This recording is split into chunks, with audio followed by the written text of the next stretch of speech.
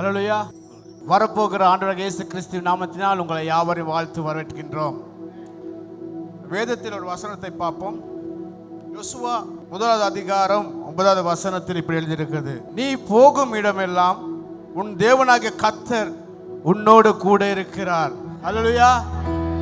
நம் ஆண்டவராகிய இயேசு கிறிஸ்து எங்களை விட்டு தூரமா இல்லை. அவர் சொல்றார், நான் உன்னோடு கூட இருக்கிறேன். அப்படிப்பட்ட ஒரு தேவன் எங்களோடு இருக்கும் போது நாங்கள் ஒருபோதும் அசைக்கப்படுவதில்லை. அல்லேலூயா. சொல்லுவோமா? நான் ஒருபோதும் 6ஆம் மாதம் நாங்கள் வந்திருக்கோம். கடைசி வருடத்தில் நடு மாதத்தில் வந்திருக்கிறோம். ஆண்டவர் இந்த 6 மாதத்தை எங்களை கண்மணி போல் பாதுகாத்து வந்து மீண்டும் 6 மாதத்தில் அவர் நினைத்த காரியங்களை சரியாக செய்து முடிக்க வல்லவராக இருக்கிறார். நாம் ஜெபம் செய்வோம்.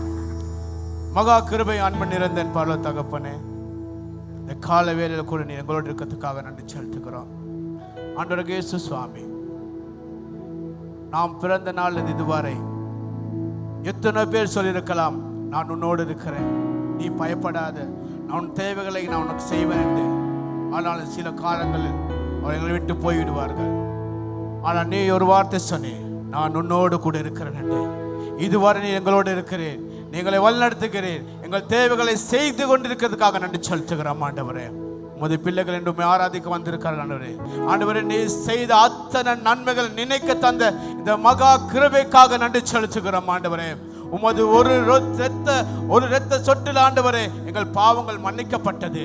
ஆண்டவரே, அவ்வளவு பரிசுத்த தேவன் நீர். ஆண்டவரே, இன்று நாளில் இவருடைய தேவைகளை சந்தித்து இன்று கேட்க போற வசனத்தின் படி ஆண்டவரே இவர்கள் வாழும்படி நீரோடு கூட இருந்து கிருபையா இருக்கும்படி என் மீட்பராக இயேசு கிறிஸ்து நாமத்தினாலே ஜெபிக்கிறோம் என் ஜீவன் நல்ல பிதாவே, ஆமென். எல்லாம் சத்தமா கரங்களை தட்டுவோமா? ஹல்லேலூயா. உற்சாகமாக சொல்லுமா ஹல்லேலூயா. யாவரையும் இயேசுவின் நாமத்தினால் வாழ்த்தி வரவேற்கின்றேன். எத்தனை பேர் சொல்லுங்க, ஆண்டவர் நல்லவராக இருக்கிறார். ஆமென். கடந்த மாதத்தில் எங்களை கண்மணி போல பாதுகாத்த தேவன் அவர் உண்மையுள்ளவராக இருக்கிறார். ஆமென். இன்றைக்கு நாங்கள் ஆண்டவரை பார்த்து இருக்கிறதான இடங்களிலே கரங்கள் உயர்த்தி அப்பாவுக்கு நன்றின்னு சொல்லுவோம். ஆண்டவரை உயர்த்துவோம், ஆண்டவரை ஆராதிப்போம். ஆமா, எங்களோட வாழ்க்கையில் ஆண்டவர் பல காரியங்கள் பல நன்மைகள் செய்திருக்கிறாரு. ஆனால் இன்னைக்கு அவர் ஆராதிப்போம், ஏனென்றால் அவர் எங்களுடைய துதிகளுக்கு அவர் பாத்திரராக இருக்கிறாரு. இன்றைக்கு அவரை ஆராதிப்போம், ஏனென்றால் அவர் கடவுளாக இருக்கிறார், அவர் கர்த்தராக இருக்கிறாரு. அவரை ஆராதிப்போம், ஏனென்றால் அவர் ஜீவனுள்ள என்றும் மாறாத தேவனாக இருக்கிறாரு. அவரை அல்பாவும் ஒமேகாவும் ஆனவராக இருக்கிறாரு. அவரை இந்த உலகத்தை அரசாளுகிற தெய்வமாக இருக்கிறாரு. கேருபீன்களும் சேராபீன்களும் ஓயாமல் போற்றுகிற ஒரு தெய்வமாக அவர் இருக்கிறாரு. எனவே அவர் உங்கள் துதிகளுக்கு பாத்திரர் என்றபடினால அவரை வாய்களை திறந்து கரங்கள் உயர்த்தி நீங்கள் அவரை ஆராதிப்பீர்களா? சொல்வீங்களா, ஆண்டவரே நீர் என்னுடைய துதிக்கு பாத்திரர். ஆண்டவரே, மனுஷன் அல்லப்பா, நீர் என்னுடைய துதிகளுக்கு பாத்திரர். ஆண்டவரே, ஏனென்றால் ஆண்டவரே நீர் இந்த உலகத்துக்கே ஒளியாக இருக்கிறீர். இந்த உலகத்தை உம்முடைய வார்த்தையினால் நீ ஆண்டவரே படைத்தீர். ஆண்டவரே, ஆண்டவரே, யாரால் ஆண்டவரே இப்படிப்பட்ட அதிசயமான காரியங்களை செய்ய முடியும்? யாரால் ஆண்டவரே முடியும்? எளியவனை ஆண்டவரை குப்பையில் இருந்து உயர்த்தி ஆண்டவரே ராஜ வஸ்திரங்களை அணிவித்து ஆண்டவரை உயர்வான இடங்களிலே வைக்க யாரால் கூடும்? ஆண்டவரே, நீர் அல்லவா இந்த துதிகளுக்கு பாத்திரர். நீர் அல்லவா இந்த ஆண்டவரே ஜெபங்களுக்கு ஆண்டவரே ஆண்டவர் பதிலை கொடுக்கிறவராக இருக்கிறீர்.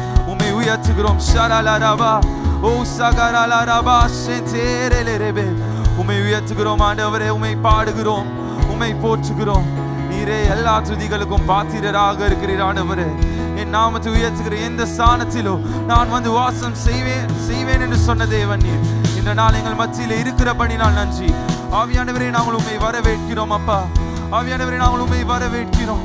நீர் எங்கள் மத்தியிலே கிரியை செய்கிறபடி நான் உமக்கு நன்றி செலுத்துகிறோம். ஓ ஷகரலரபா சரலரபா ஏஷாந்தரலரபா ஷோந்தோரோலோரோபோ ஓ சகரலரபா ஷெதேரலரபே ஈஷகரலரபா ஷெதேரலரபே ஓரோலோரோபோ ஷாந்தரலரபா ஷெரலரபே. உம்மை உயர்த்துகிறோம் ஆண்டவரே, உம்மை உயர்த்துகிறோம். அப்பா, எங்கள் துதிகளுக்கு நீர் ஒருவரே பாத்திரர். நீர் எங்கள் மத்தியிலே இருக்கிறபடி நான் நன்றி ஆண்டவரே, உமக்கு மகிமை செலுத்துகிறோம். ஹல்லேலூயா, ஹல்லேலூயா. ஆண்டவருக்கு உற்சாகமாக கரங்களை தட்டி அவருடைய நாமத்தை மகிமைப்படுத்தி நாங்கள் இந்த நாள் பாடலின் நிமித்தம் அவருடைய நாமத்தை மகிமைப்படுத்துவோம்.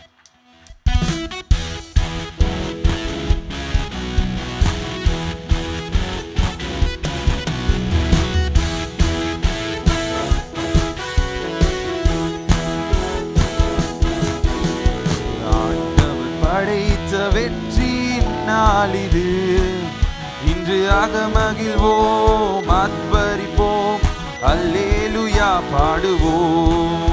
இன்று அகமகிழ்வோம், ஆர்ப்பரிப்போம், அல்லேலூயா பாடுவோம். ஆண்டவர் படைத்த வெற்றியின் நாள் இது. இன்று அகமகிழ்வோம், ஆர்ப்பரிப்போம், அல்லேலூயா பாடுவோம். இன்று அகமகிழ்வோம், ஆர்ப்பரிப்போம், அல்லேலூயா பாடுவோம். சொல்மா ஹல்லேலூயா, ஹல்லேலூயா. தோல்வி இல்லை, ஹல்லேலூயா. வெற்றியுண்டு, ஹல்லேலூயா. தோல்வி இல்லை, ஹல்லேலூயா. சொல்மா ஹல்லேலூயா, ஹல்லேலூயா. தோல்வி இல்லை, ஹல்லேலூயா. வெற்றியுண்டு, ஹல்லேலூயா. தோல்வி இல்லை, ஹல்லேலூயா. வெற்றியுண்டு, ஹல்லேலூயா. விசுவாசிக்கிறீங்களா? வெற்றியுண்டு. ஆமென். உங்களை பார்க்குற நேரம் ஏதோ தோத்து போனவங்க மாதிரி நிற்கிறீங்க. இந்த மாதம் ஆண்டவர் சொல்கிறாரு உனக்கு பிரச்சனை வராதுன்னு சொல்லலை. ஆண்டவர் சொல்கிறாரு பிரச்சனை வரும். ஏன்னா எப்போ எங்களுக்கு வெற்றி கிடைக்கும்? ஒரு பிரச்சனை இருந்தால் தான் எங்களுக்கு வெற்றி கிடைக்கும். ஆமென். ஒரு போராட்டம் இருந்தால் தான் எங்களுக்கு வெற்றி கிடைக்கும். எனவே ஆண்டவர் சொல்கிறாரு நீ இந்த மாதத்தில் ஒவ்வொரு நாளும் ஒரு போராட்டத்தை சந்திச்சா சந்தோஷப்படு. ஏன்னா அந்த ஒவ்வொரு போராட்டத்திலையும் ஒவ்வொரு நாளும் ஆண்டவர் வெற்றியின் நாளாக அவர் மாற்ற போகிறார். ஆமென். நாங்கள் இப்போ பாடுறது அடுத்த மாதம் வெற்றியின் நாள் இல்லை, ஆண்டவர் படைத்த வெற்றியின் நாள் இது. ஆமென். இன்னிலிருந்து ஆண்டவர் வெற்றியை கொடுக்க போகிறார். ஹல்லேலூயா. அதை விசுவாசிக்கிறவர்கள் இன்னும் சந்தோஷமா சிரித்த முகத்தோடு ஆண்டவரை பார்த்து சொல்லுமா, ஹல்லேலூயா.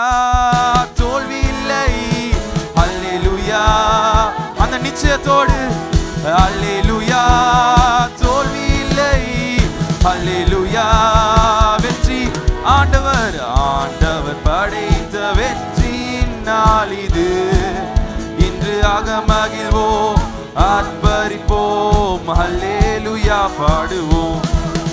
இன்று அகமகிழ்வோம், ஆர்ப்பரிப்போம். எனக்கு உதவிடும் எனது ஆண்டவர் என் பக்கம் இருக்கிறார். எனது உதவிடும் எனது ஆண்டவர். இந்த உலக மனிதர்கள் எனக்கு எதிராக என்ன செய்ய முடியும்? ஆமென். உலக மனிதர்கள் எனக்கு எதிராக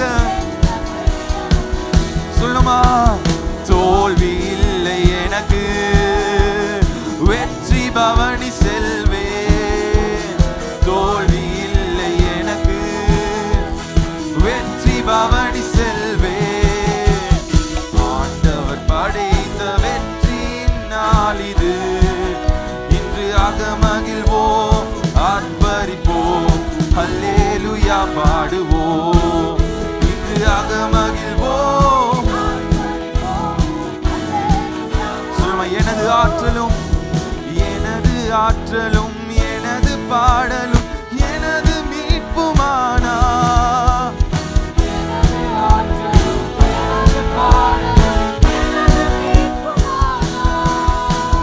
நீதிமான்களின் கூடாரத்தில் வெற்றி குரல் ஒலிக்கட்டும். நீதிமான்கள் சபையிலே வெற்றி குரல் சொல்லுமா, தோல்வி இல்லை எனக்கு, வெற்றி பவனி செல்வே.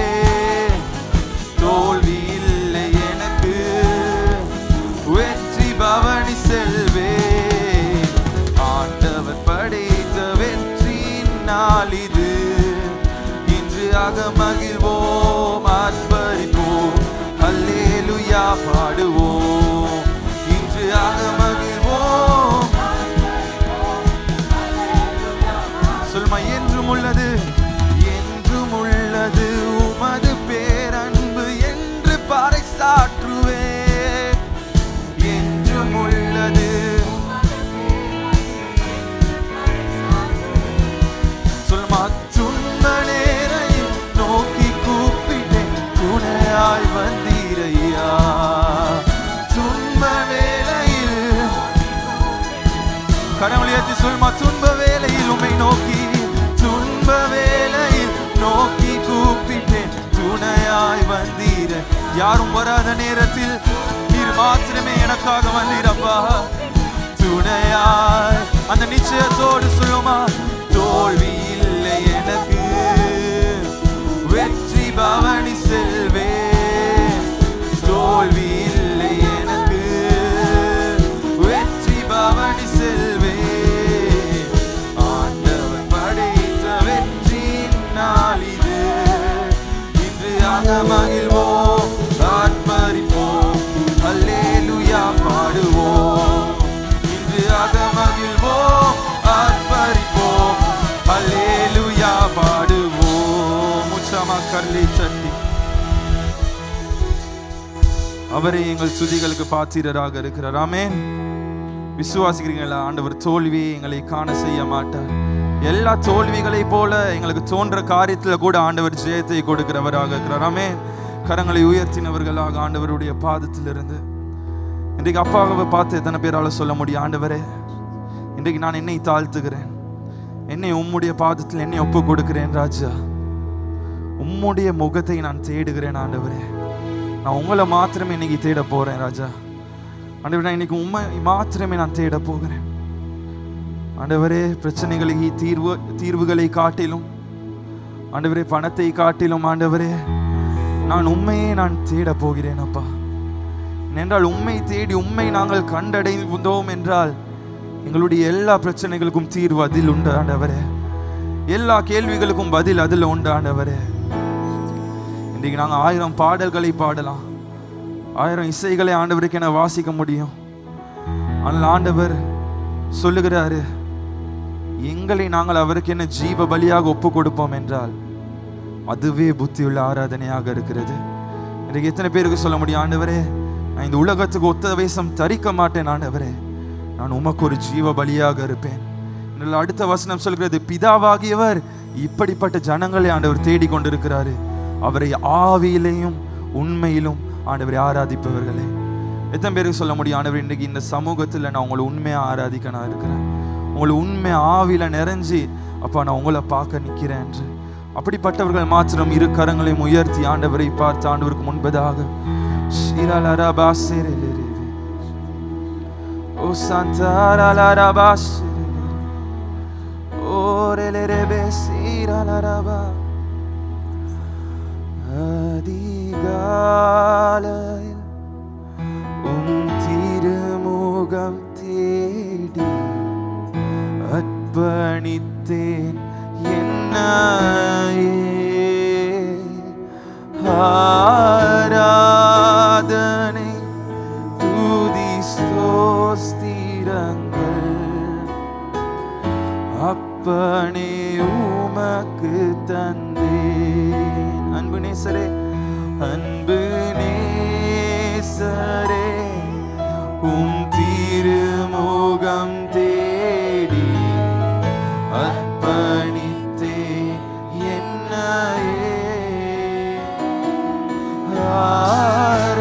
ஆராதனை துதி ஸ்தோத்திரங்கள்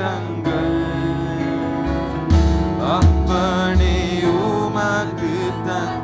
கரங்களை உயர்த்தி உள்ளத்தின் ஆழத்திலிருந்து ஆராதனை ஆராதனை ஆராதனை ஆராதனை ஆராதனை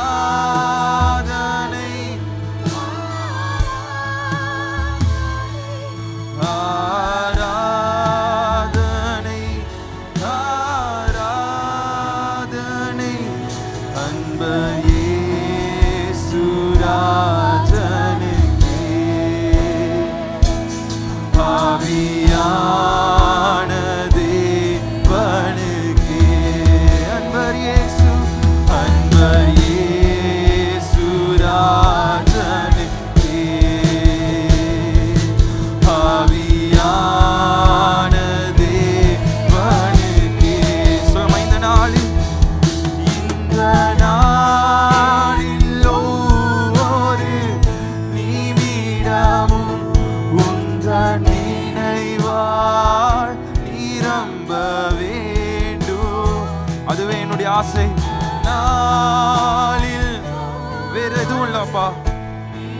உலக சிந்தனைகள் வேண்டாம், என் சுய சிந்தனைகள் வேண்டாம் ஆண்டவரே. என் வாயில வார வார்த்தை கூட வாயின் வார்த்தை எல்லாம் தீரற்காய ஆற்ற வேண்டும். என் வாயின் வார்த்தை எல்லாம் தீரற்காயம். அப்பாவை நேசிக்கிறவங்க மாத்திரம் கரங்களை உயர்த்தி அவரை பார்த்து அவருக்கு ஆராதனை ஆராதனை ஆராதனை. ஷாத்சாராலரபா சகராலரபா ஈராலரபா ஷெத்தெரெலெரெவே. ஆராதனை ஆராதனை ஆராதனை ஆராதனை. அன்பர் இயேசுராஜனுக்கே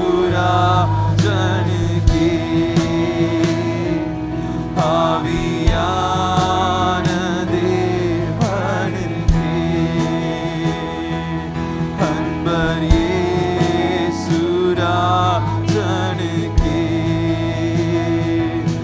ஆவியான தேவனுக்கே. உந்தன் ஏக்கம் விருப்பமெல்லாம் என் இதய துடிப்பாக மாற்றும்.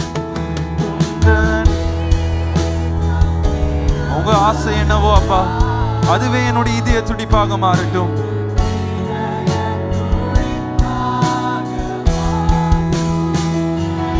என் ஜீவனாக்கள் எல்லாம் ஜெப வீரன் என்று எழுதும். உண்மையாக அப்பாவை பார்த்து ஜீவனாக்கள் என்னை ஜெப வீரனாக ஆராதனை ஆராதனை ஆராதனை ஆராதனை ஆராதனை ஆராதனை ஆராதனை ஆராதனை ஆராதனை. அன்பர் இயேசுராஜனுக்கே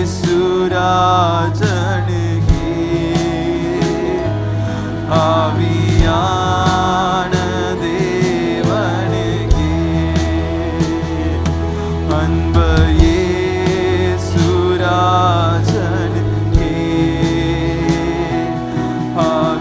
ஆவியான தேவனுக்கே. அவரை பார்த்து சொல்லுமா, உன்னதமானவரே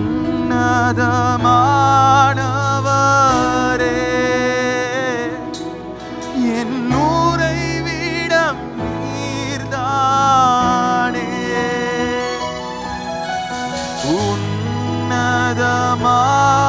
உன்னதமானவரே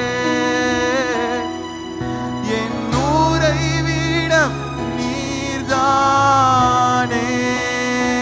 உன்னதமானவரே உன்னதமானவரே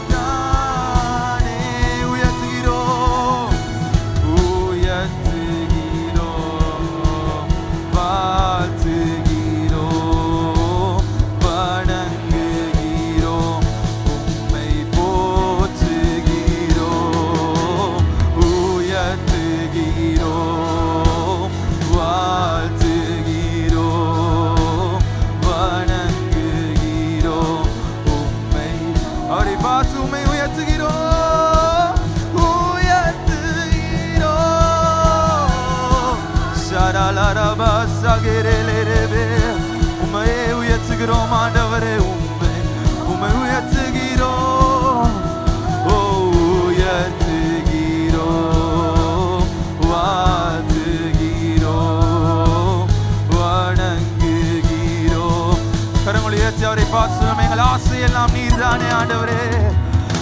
ஆசையெல்லாம் நீர்தானையா, தேவையெல்லாம் நீர்தானையா. ஆசையெல்லாம் நீர்தானையா, தேவையெல்லாம் நீர்தானையா. இரட்சகரே இயேசுநாதா, தேவையெல்லாம் நீர்தானே. இரட்சகரே இயேசுநாதா, தேவையெல்லாம் நீர்தானே. எங்களுக்கு தேவையெல்லாம் நீர்தானே. எப்பொழுதும் தேவையெல்லாம் நீர்தானே. எங்கள் தேவையெல்லாம் நீர் ஒருவர் மாத்திரம். எங்கள் ஆசையெல்லாம் நீர் ஒருவரே ஆண்டவர். உம்மை தவிர வேறு என்ன ஆசை ஆண்டவர் எங்களுக்கு உண்டு? தேவையானது ஒன்றே, அது நீர் மாத்திரமே ஆண்டவர். குறைவானவைகளை தேடி நாங்கள் ஓடுகிறோம், நிறைவான தெய்வமாகி உம்மை நாங்கள் மறந்து விடுகிறோம் ஆண்டவரே. மறக்கவா முடியும் ஆண்டவர் நீர் எங்களுக்காக செய்த நன்மைகளை? எவ்வளவு எவ்வளவாக எங்களை நேசித்தீர் ஆண்டவரே. தாழ்வான இடங்களிலே மனிதர்கள் மறந்தாலும் எங்களை மறக்காமல் ஒவ்வொரு நிமிடங்களும் எங்களோடு கூட இருந்தவர் நீர் அல்லவானவரே. உயர்வுக்கு செல்கிற நேரம் எங்கள் பின்னால் 1000 பேர் வரலாம் ஆண்டவரே. ஆனால் ஆண்டவரை பள்ளத்தாக்கில் நாங்கள் விழும் பொழுது அந்த பள்ளத்தாக்குக்கு வருகிறவர் நீர் ஒருவர் அல்லவா ஆண்டவரே. உண்மையை நாங்கள் நேசிப்போம், உண்மையை நாங்கள் நேசிப்போம் ஆண்டவரே. நீர் மாத்திரமே எங்கள் ஆசை எல்லாம் ஆண்டவரே. அவரை பார்த்து சொல்லுவோம், பிரியமானவர்களே, ஆசையெல்லாம் நீர்தானையா, தேவையெல்லாம் நீர்தானையா. ஆசையெல்லாம் நீர்தானையா, தேவையெல்லாம் நீர்தானையா. ஆசையெல்லாம் நீர்தான். சபை முழு உள்ளத்தோடு அவரை பார்த்து பாடுங்க. அந்த தகப்பனை பார்த்து பாடுங்க, அந்த பிதாவை பார்த்து பாடுங்க. என் ஆசையெல்லாம் ஆசையெல்லாம் நீர்தானையா, தேவையெல்லாம் நீர்தானையா.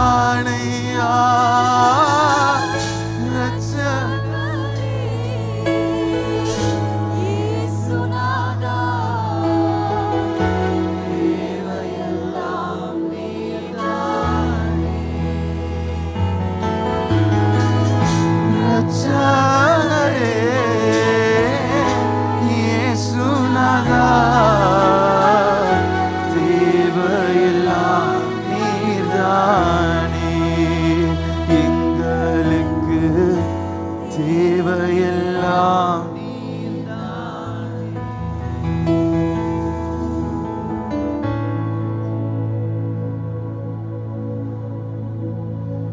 அணுகவே முடியாத பரிசுத்த தெய்வம் பலியானார் நம்மை மீட்க. அணுகவே முடியாத பரிசுத்த தெய்வம் பலியானார் நம்மை மீட்க. மறுபடியும் சொல்லுமா, அணுகவே முடியாத பரிசுத்த தெய்வம் பலியானார். அவர் உங்களை நேசிக்கிறார் பிரியமானவர்களே. மிகவே முடியாத உங்களுக்காகவே அவர் பலியானார். உன்னுடைய பாவத்துக்காகவே அவர் பாவியான மனு குலமே பரிசுத்த சொந்தமானதுவே. கல்வாரி மரணத்தினார் அவர் நாம் தகப்பனானார். கல்வாரி மரணத்தினார் அவர் நாம் தகப்பனார். அவர் மரிக்க நாம் ஜெயிக்க நீதிமானானோ. அவர் மரிக்க நாம் ஜெயிக்க நீதிமானானோ. அவர் மரிக்க நாம் ஜெயிக்க நீதிமானானோ. அவர் மரிக்க நாம் ஜெயிக்க நீதிமானானோ. கல்வாரி மரணத்தினார் அவர் நாம் தகப்பனானார். கல்வாரி மரணத்தினார் அவர் நாம் ஒருவரும் சேரக்கூடாத ஒளியில் வாசம் செய்பவரே. ஒருவரும் சேர வாசம் செய்பவர் நீரே. பரிசுத்த தெய்வம் நீரே. பரிசுத்த தெய்வம் நீரே. நீர் மாத்திரமே.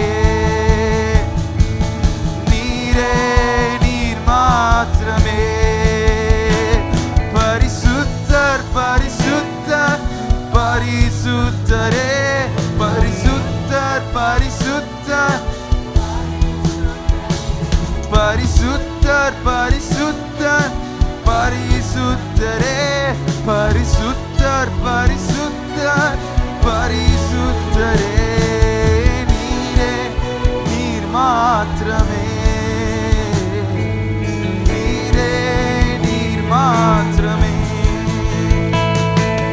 நீரே நீர் மாத்திரமே. நீரே நீர் மாத்திரமே. எல்லாவற்றிலும் நீர் மேலானவர். எல்லோரிலும் பெரியவர். சகலவற்றையும் சிருஷ்டித்தவர். சர்வத்தில் உயர்ந்தவர். சொல்லுமா, எல்லாவற்றிலும் எல்லாவற்றிலும் நீர் மேலானவர். எல்லோரிலும் பெரியவர். சகலவற்றையும் சிருஷ்டித்தவர். சர்வத்தில் உயர்ந்தவர். உம்மை போல் வேறொரு தெய்வமில்லை. நீரே நீர் மாத்திரமே. உம்மை போல் வேறொரு தெய்வமில்லை. நீரே நீர் மாத்திரமே.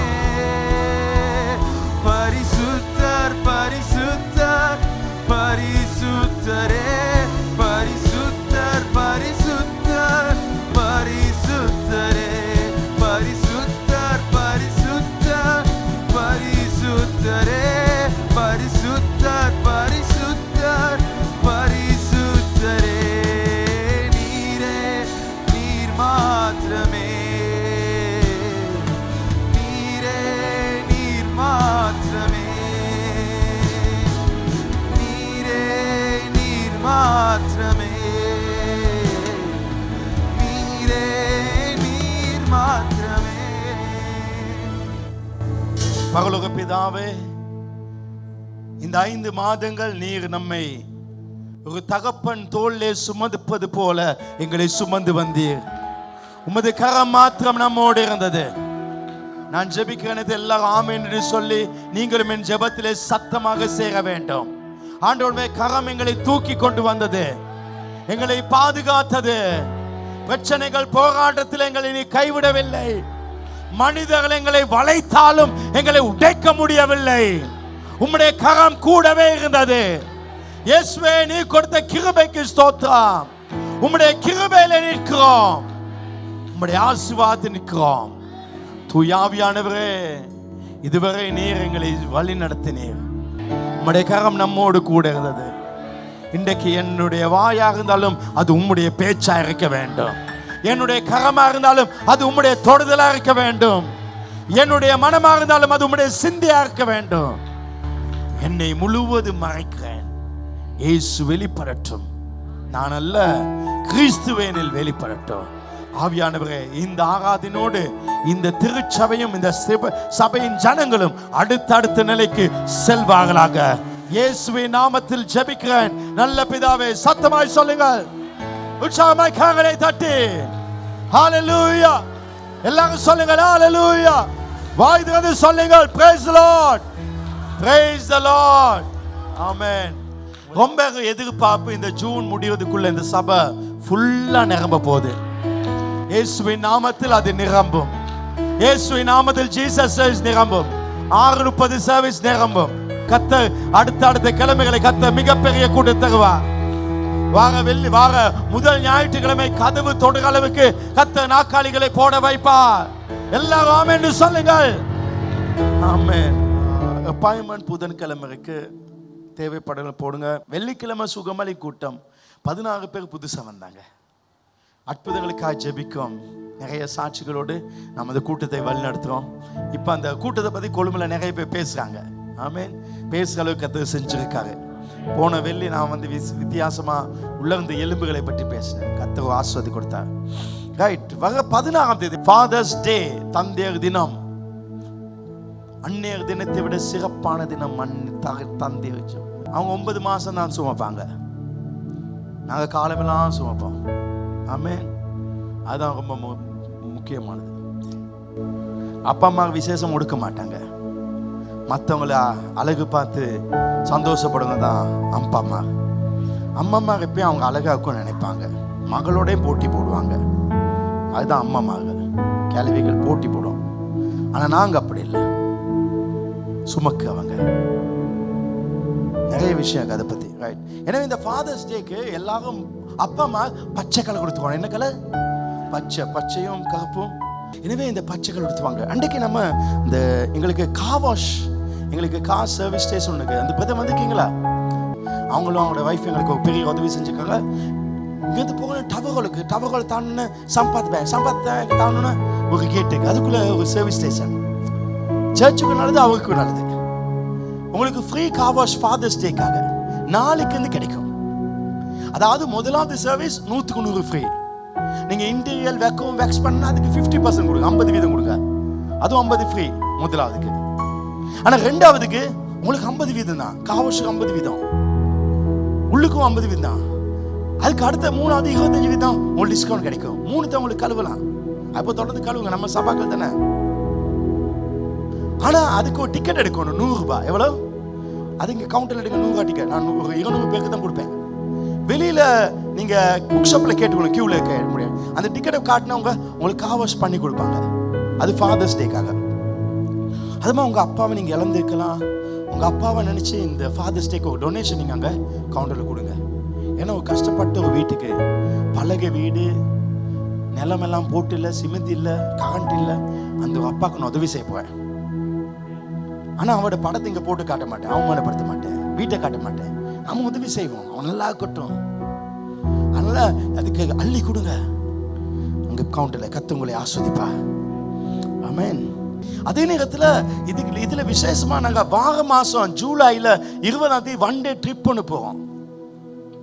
நிறைய யூத். ஒரு ஆளுக்கு 8000 ரூபா போகுது. ஆனால் நான் 2000 தான் எடுக்கிறேன். எவ்வளோ எடுக்கிறேன்? ஏன்னா உங்களை சபைக்கு எடுக்கணும். எனவே அந்த ட்ரிப்புக்கு ரெடியாங்க. Swimming பூலுக்கு free. அதை பற்றி நாங்கள் பின்பு ஃபாதர்ஸ் டேக்கு போக சொல்லுவோம். எனவே இந்த வார சனிக்கிழமை எல்லாம் யூத் ஹேங்கவுட்ஸ்க்கு வாங்க. ஏன்னா அங்கே ரொட்டி கொடுக்கப்படும். ஸ்பெஷல் ஆவிக்குரிய கூட்டமாக்கும், விசேஷ கூட்டமாக்கும். கர்த்தர் உங்களை ஆஸ்வதிப்பா. நம்ம சர்ச்சில் கூட விற்கிறோம். இது கூட விற்கிறதுக்காக நாங்கள் எடுக்கலை, சரியா? Jesus chase. இது எங்களுக்கு போச்சு, இது கடையில் வாங்க போட 3000. ஆனால் எங்களுக்கு 2900 கொடுத்துருக்காங்க. எவ்வளோத்துக்கு? இல்லை 1900. எனக்கு நீங்க அந்த பணமே கொடுங்க, ஏன்னா லாபம் வேணாம். நீங்க 2000 கொடுங்க, 1100 தானே, அது 2000. ஏன்னா இது இது இது போனா போதும், எனக்கு பணம் தேவையில்லை. விளங்குதுண்ணே? எனவே இதை வாங்கிக்கொள்ளுங்க, உங்க காரில் வச்சுக்கொள்ளுங்க, இல்லை வீட்டில் நீங்க வச்சுக்கொள்ளுங்க. ரைட், இன்னைக்கு வாங்கிக்கொள்ளுங்க. ஒரு 10 கூட. ஏன்னா நான் இது பார்க்கிங்க்கு மலைக்காக நான் வாங்கினது, ஒரு எக்ஸ்ட்ரா 10 நான் வாங்கினேன். தேவைப்பட்ட வாங்கிக்கொள்ளுங்க. உங்க வாழ்க்கையை மாற்ற போறேன். நான் கிருபையை பற்றி 14 பாடங்கள் படிப்பிச்சிட்டேன். நான் இன்னைக்கு ஒரு சப்ஜெக்ட் எடுக்கிறது, ஆனால் இன்னைக்கு இல்லை, லாஸ்ட் சண்டே எடுக்கிறேன். 10 வருஷத்தில் செய்வதை 6 மாதத்தில் எப்படி செய்யலாம், 10 வருஷத்தில் சம்பாதிக்கிறது 6 மாசத்துல எப்படி சம்பாதிக்கலாம். ஆனால் அதை இப்போ படிப்பிக்க மாட்டேன். இந்த மாத கடைசி ஞாயிற்றுக்கிழமை படிப்பேன், 29ஆம் தேதி. ஏன்னா அப்போ 6 மாசத்துல டிசம்பர் ஆகும். ஆனால் இன்னைக்கு கிருபை 15வது பாடம். நான் இன்னைக்கு இந்த கிருபையை கொஞ்சம் டீப்பா போக, ஆழமாய், கொஞ்சம் கடினமாய். அப்ப நீங்க சொல்லலாம், பாசது கடினமா இல்லையே. கடினமானதுதான், ஆனா நான் சாஃப்டா உங்களுக்கு தரேன். எங்க அம்மா போன கிழமை எங்க வீட்டில் இருந்தாங்க. அவங்களுக்கு சோறு ஹெவி சாப்பாடு, ஆனா அதை பிளெண்டர்ல போட்டு அடிச்சு கொடுத்தோம். ரொம்ப சாஃப்டான சாப்பாடு. அதே மாதிரி நான் இந்த ஹெவியை ரொம்ப சாஃப்டா தர போறேன். நான் அடிச்சு சொல்றேன், நீங்க இலங்கையில எங்க போனாலும் இந்த பிரசங்கங்களை அடிக்க எந்த சர்ச்சாலே முடியாது. அது உண்மை. ஆசைக்கு போகலாம், ஆனா ஆசீர்வாதத்துக்கு இங்க தான். கிருபை 15. நியாயப்பிரமாணமும் கிருபையும் தலைப்பு. தேவனுடைய கிருபை மாத்திரமே உங்களை அடுத்த நிலைக்கு அழைத்து செல்லும். சத்தமாக யாரும் சும்மா இருக்க வேண்டாம். ஆமென் சொல்லுங்க. தேவனுடைய கிருபை மட்டுமே உங்களை நெக்ஸ்ட் லெவலுக்கு கொண்டு போகும். கிருபை எப்பொழுதும் உங்களை பெருக செய்யும், உங்களை அதிகரிக்க செய்யும். இன்க்ரீஸ். உங்க பொருளாதாரம் பெருகும், உங்க வியாபாரம் பெருகும், உங்க வீடு பெருகும், உங்க வாகனங்கள் பெருகும். ஆண்டவரே ஆமென் சொன்னவங்களுக்கு மட்டும் அதை பெருக செய்வீராக. உலகம் ஒருபோதும் செழிப்பாக முன்னேற்றமாக செல்லாது. இலங்கை நாடு ஒரு நாளும் முன்னேற்றம் அடையாது. அமெரிக்கா ஒரு நாளும் முன்னேற்றம் அடையாது.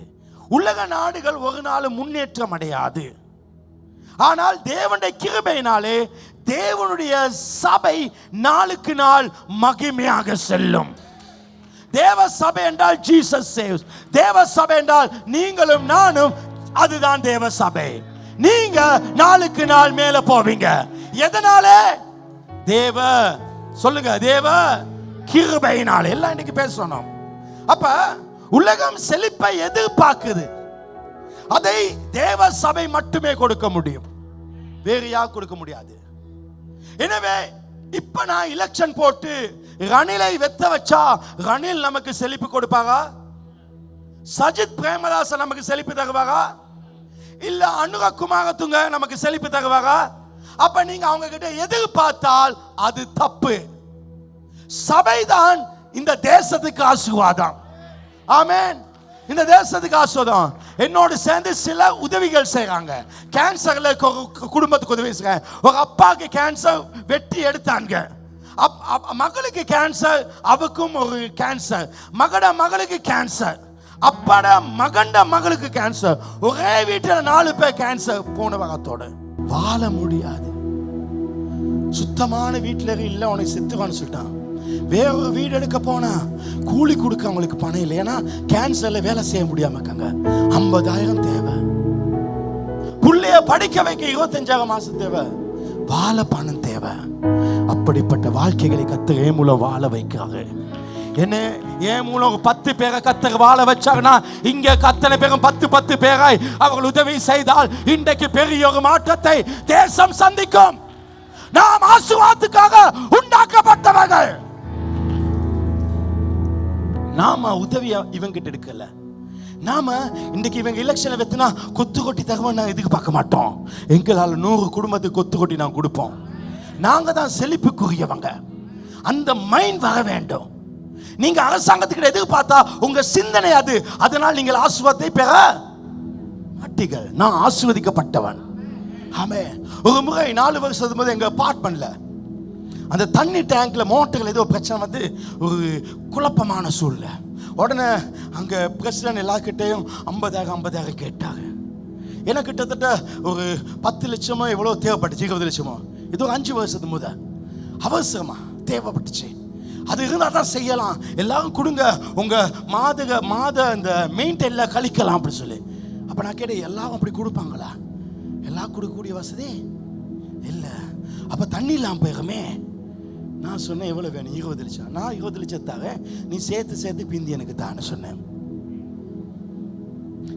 நாம ஆசீர்வதிக்கப்பட்டவங்க. இதுதான் வாழ்க்கை. இந்த வாழ்க்கை கர்த்தர் இன்றைக்கோடு உங்களை வாழ வைக்க போகிறார். நீ வாழாகாமல் தலையாவாய், நீ கீழாகாமல் மேலாவாய், நீ அநேக ஜாதிகளுக்கு வெளிச்சமாக,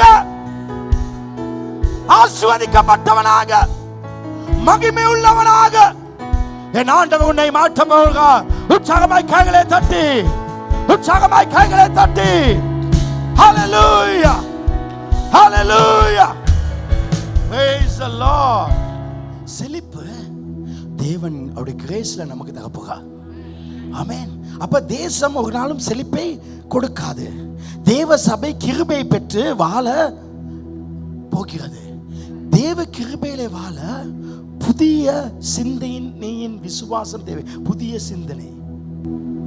தேசம் நம்ம ஆசீர்வதிக்க, அது நாம் ஆசீர்வாதமாக்க போகிறோம். அந்த ஃபெய்த் வர வேண்டும். அந்த மாதிரி ஒரு நம்பிக்கை உங்க வாழ்க்கையில வர வேண்டும். ஹல்லேலூயா. அப்ப பழைய போதனையில வாழ கூடாது. எனக்கு வயசு போயிட்டு தானே, 55 ஆயிட்டு தானே, பென்ஷன் தானே, அப்படியே கூடாது. பைபிள் சொல்லுது, நீ முதிர் வயதிலும் நீ கனி கொடுப்பாய். நீங்க பிள்ளைகளுக்கும் ஆசீர்வாதமா இருப்பீங்க. பிள்ளைகள் உங்களை சாகு நேரத்தில் பார்க்கணும், ஆயா வேலை பண்ணணும்னு நினைச்சு கூட பார்க்காதீங்க. ஆனா பிள்ளைகளை நம்ம கண்ட்ரோல வைக்கிற அளவுக்கு நமக்கு பணத்தை கத்து தருவாங்க. ஹல்லேலூயா. 1 கோடி பணம் இருந்தா பேங்க்ல போட்டு வச்சாக்கி மாசம் 1 லட்சம் கிடைக்கும். ஆமே. வயசு போனாலும் ஒரு 30,000 ஒரு ஆளுக்கு வேலைக்கு கொடுத்துட்டு நம்ம 70,000 ஜாலியா வாழலாம். அந்த வாழ்க்கை வாழணும்னு ஆசைப்படு. 1 கோடி இருந்தா 1 லட்சம் கிடைக்கும், 10 கோடி இருந்தா 10 லட்சம் கிடைக்கும். ஆமென். உன் மனசுமாக வேண்டும், மனசுமாக வேண்டும். அதான் மிக முக்கியம். அந்த நல்ல வாழ்க்கைக்கு வாழ வேண்டும்.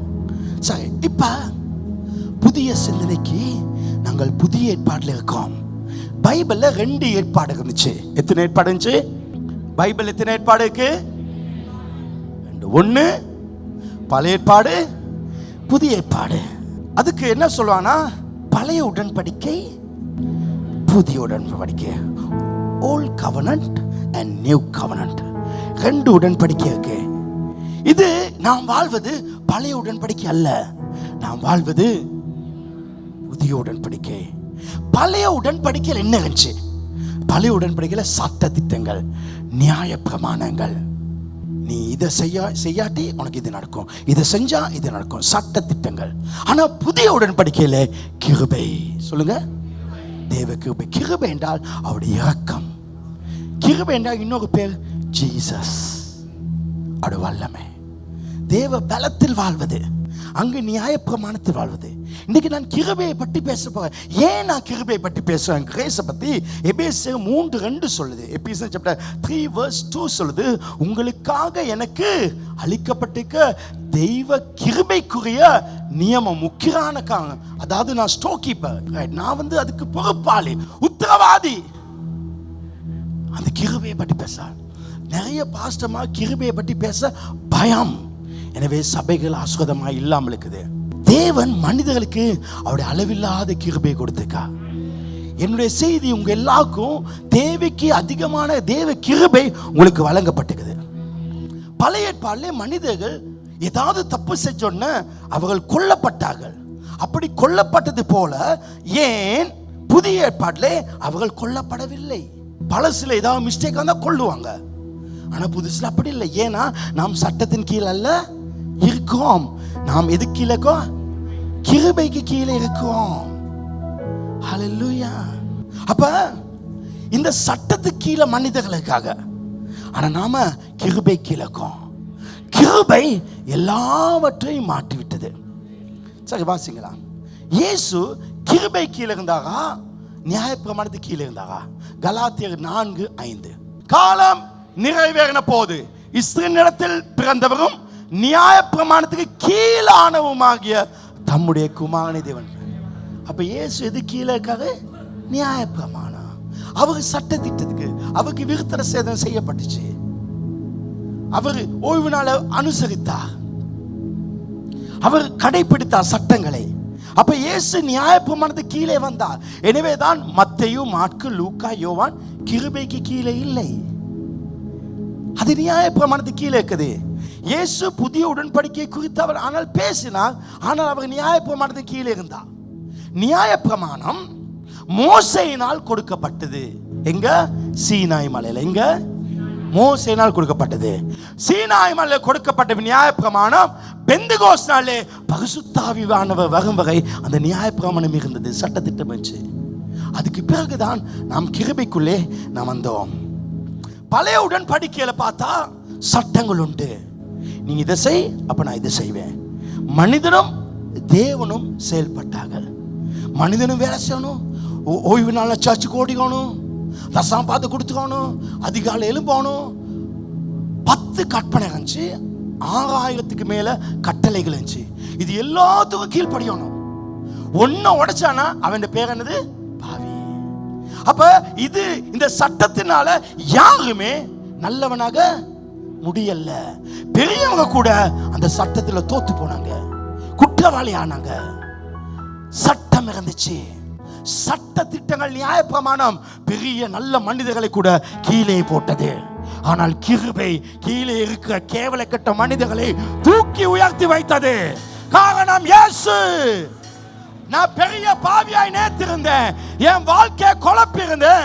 ஆனா இயேசுவே எனக்கு உதவி செய்யணும்னு சொன்ன அவர் தூக்கி என்னை உயர்த்தி வைத்தார். அப்ப பழைய உடன்படிக்கையிலே நியாயப்பிரமாண சட்டங்கள் இருந்துச்சு. தேவன் மனிதன் கிரியை செய்தான். மனிதன் ஒன்றை செய்தால் தேவன் இதை செய்வார். ஆனா புதிய உடன்படிக்கையிலே தேவனும் கிறிஸ்து நமக்காக செயல்பட்டார். நாங்க செயல்பட இல்ல. நாங்க செய்ய வேண்டியது யார் செஞ்சா? இயேசு செஞ்சிட்டா. உங்களுக்காக நான் 8000 ரூபாய் கொடுத்துட்டேன், நீ அங்க வந்து நல்லா சாப்பிட்டு இருக்கு. ஆமே, உங்களுக்காக நான் செஞ்சிட்டேன். அதுக்கு பேர் தான் கிருபை. ரைட். பழைய உடன்படிக்கையிலே ஆசீர்வாதமும் சாபமும் நீங்கள் சட்டங்களை கையாளும் விதத்தில் இருந்துச்சு. நீங்க சரியாக தான் உங்களுக்கு ஆசீர்வாதம், தப்பு செஞ்சா சாபம். நீங்க சட்டத்தை கை கொண்டால் ஆசீர்வாதமும், சட்டத்தை மீறினால் சாபம் இருந்துச்சு. ஆனா பெந்தெகோஸ்து நாளுக்கு பின்பு நீங்களும் நானும் நியாயப்பிரமாணத்துக்கு கீழானவர்கள் அல்ல. பழைய ஏற்பாட்டுக்கு நியாயப்பிரமாணம் உங்களுக்கும் எனக்கும் சொந்தம் இல்ல. சட்ட திட்டங்கள் நமக்கு சொந்தம். பழைய ஏற்பாட்டுக்கு எந்த சட்டமும் நமக்கு சொந்தமானது அல்ல. இப்படித்தான் வாழணும் இல்லை. நீ எப்படி வாழ்ந்திருந்து உன் வாழ்க்கையை குழப்பி போட்டு இயேசுவே குழப்பிட்டப்பா உதவி செய்யுங்கன்னு சொன்னா அடுத்த செகண்ட் அவ தூக்கி வைப்பாங்க.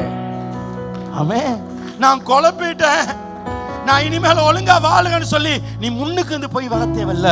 அவரை கூப்பிட்டோன்னு அவர் உதவி செய்வாங்க. அப்ப பழைய ஏற்பாடு சட்டத்தினம் நமக்கு சொந்தமானது அல்ல. அப்ப நீங்க கேட்கலாம், பாஸ்டர் அப்ப பழைய ஏற்பாடை கிழிச்சு போட்டுலாம் தானே? ஆம், கிழிச்சு போட்டலாம். அப்படி கிழிச்சு போட்டால் நமக்கு சரித்திரம் இல்லாமல் போகும். நமக்கு கிறிஸ்டியனுக்கு ஒரு சரித்திரம் உண்டு.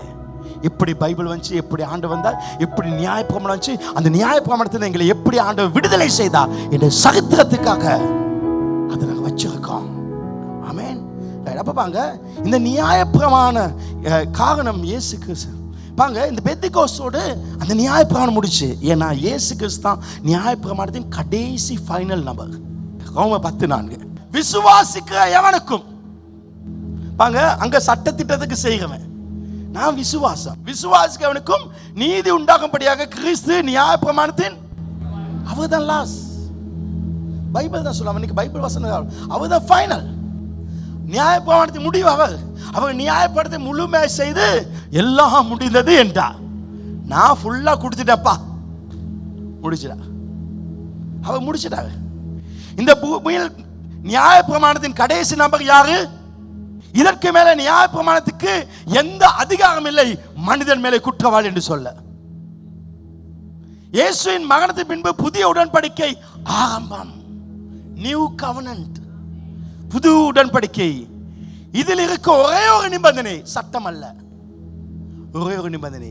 புதிய உடன்படிக்கை ஒரு சட்டம் இருக்கு, அது அடுத்த கிழமை சொல்வேன். இது ஒரே ஒரு நிபந்தனை, இயேசுவை விசுவாசிப்பது. அங்கு நீ இவைகள் எல்லாம் செஞ்சா வாளாகாமல் தலையாவாய். ஆனா இங்கு நீ குப்பையில இருந்தா கூட அவங்க நம்பினா போதும், அடுத்த நிமிஷம் அவ தூக்கி வைப்பாரு. ஹல்லேலூயா, ஹல்லேலூயா. கிறிஸ்து நியாயப்பிரமாணத்தின் கடைசி நபராக இருப்பதனால் நியாயப்பிரமாணம் முழுவதையும் நிறைவேற்றினார். எபிரேயர் 7:18-19 நான் வசனங்களே பேசுறேன். 7 ஏன்னா இது ரொம்ப முக்கியம், கவனிங்க. இந்த காசு சொல்ல இன்றைக்கு போயிட்டு யாருக்கும் இந்த பிரசங்கம் பண்ணக்கூடாது, சொல்லக்கூடாது. சொன்ன உங்க மண்டே கழிவாங்க. அப்போ சொல்லவே கூடாது. இல்லை, சொல்லலாம். 2 கிழமை அமைதியங்க, நான் ஃபுல்லாக பண்ணோன்னா உங்கள் டவுட் எல்லாம் போயிடும். அதுக்கு பிறகு நீங்கள் சொல்லுங்க, எல்லாம் வாயடிச்சு போய்வாங்க. வாயடிக்கங்க. 3 கிழமை வாங்கினது நீங்கள் எங்கேயோ இருப்பீங்க. ஆமென், ஹல்லேலூயா. ரைட். முந்தின கட்டளை என்னது? எது முந்தின கட்டளை? பழைய ஏற்பாடு. சொல்லுங்க, பழைய ஏற்பாடு, பழைய உடன்படிக்கை. முந்தின கட்டளை பலவீனம் உள்ளதும் பயனற்றதும் இருந்த நிமித்தம் மாற்று. அப்ப அந்த முந்தின கட்டளை பின்பற்றி போச்சுனக்குதா அது பலவீனம் உள்ளது, அது ஒரு நோஞ்சா வீக் ஒன்று, அது சும்மா ஒரு காட்போர்ட் மாதிரி பிடிச்சா விழுந்துக்கும், அதை தொடுகவெல்லாம் விழுந்துக்கும். பைபிள் நியாயப்பிரமாணத்தில் இருக்கு, உபாகமத்தில் இருக்கு, அப்படி பேசலாமா? பேச முடியாது. நீ தசம்பம் கொடுக்காட்டி கொடுத்தால் உன்னை ஆசிரியப்பேன், கொடுக்காட்டி சாபம், அப்படி பேசலாமா? இல்ல, அது வீக். அது பலவீனம், பயன் இல்லை. அதை ஃபாலோ பண்ணல ஏதாவது பிரயோஜனம் இருக்குதா? சொல்லுங்க. அதை பத்தி பேசி வேலை இல்லை. அடுத்த வசனம். நியாயப்பிரமாணமானது ஒன்றையும் பூரணப்படுத்தவில்லை. யாராவது பைபிள் நியாயப்பிரமாணத்தில் பூரணப்பட்டாங்களா? ஒத்தனை இல்லை. தாவீதே விழுந்து போயிட்டான், எல்லாம் விழுந்து போயிட்டான். அது ஒன்றும் பூரணப்படுத்தாது. அடுத்து அதிக நன்மையான நம்பிக்கையை வருவிப்பது. எது அதிக நம்பிக்கை கொடுக்கும்? கிருபை. கிருபை. சொல்லுங்க, கிருபை. பெரிய நம்பிக்கை. என்ன நிலையில் இருந்தாலும் அவ தூக்கி சுமப்பா. ஹல்லேலூயா. துயரத்தில் கூப்பிட்டேன், உதவிக்காய் கதறினேன், அழுகுரல் கேட்டீரையா. குனிந்து தூக்கினி, பெரியவனாக்கினி, உமது காருண்யத்தா.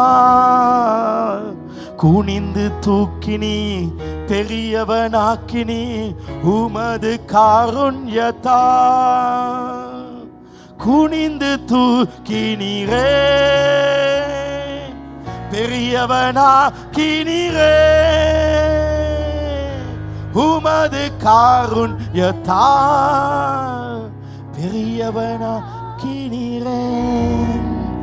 எங்கோ இருந்து என்ன இந்த இடத்துல வச்சுக்கானா?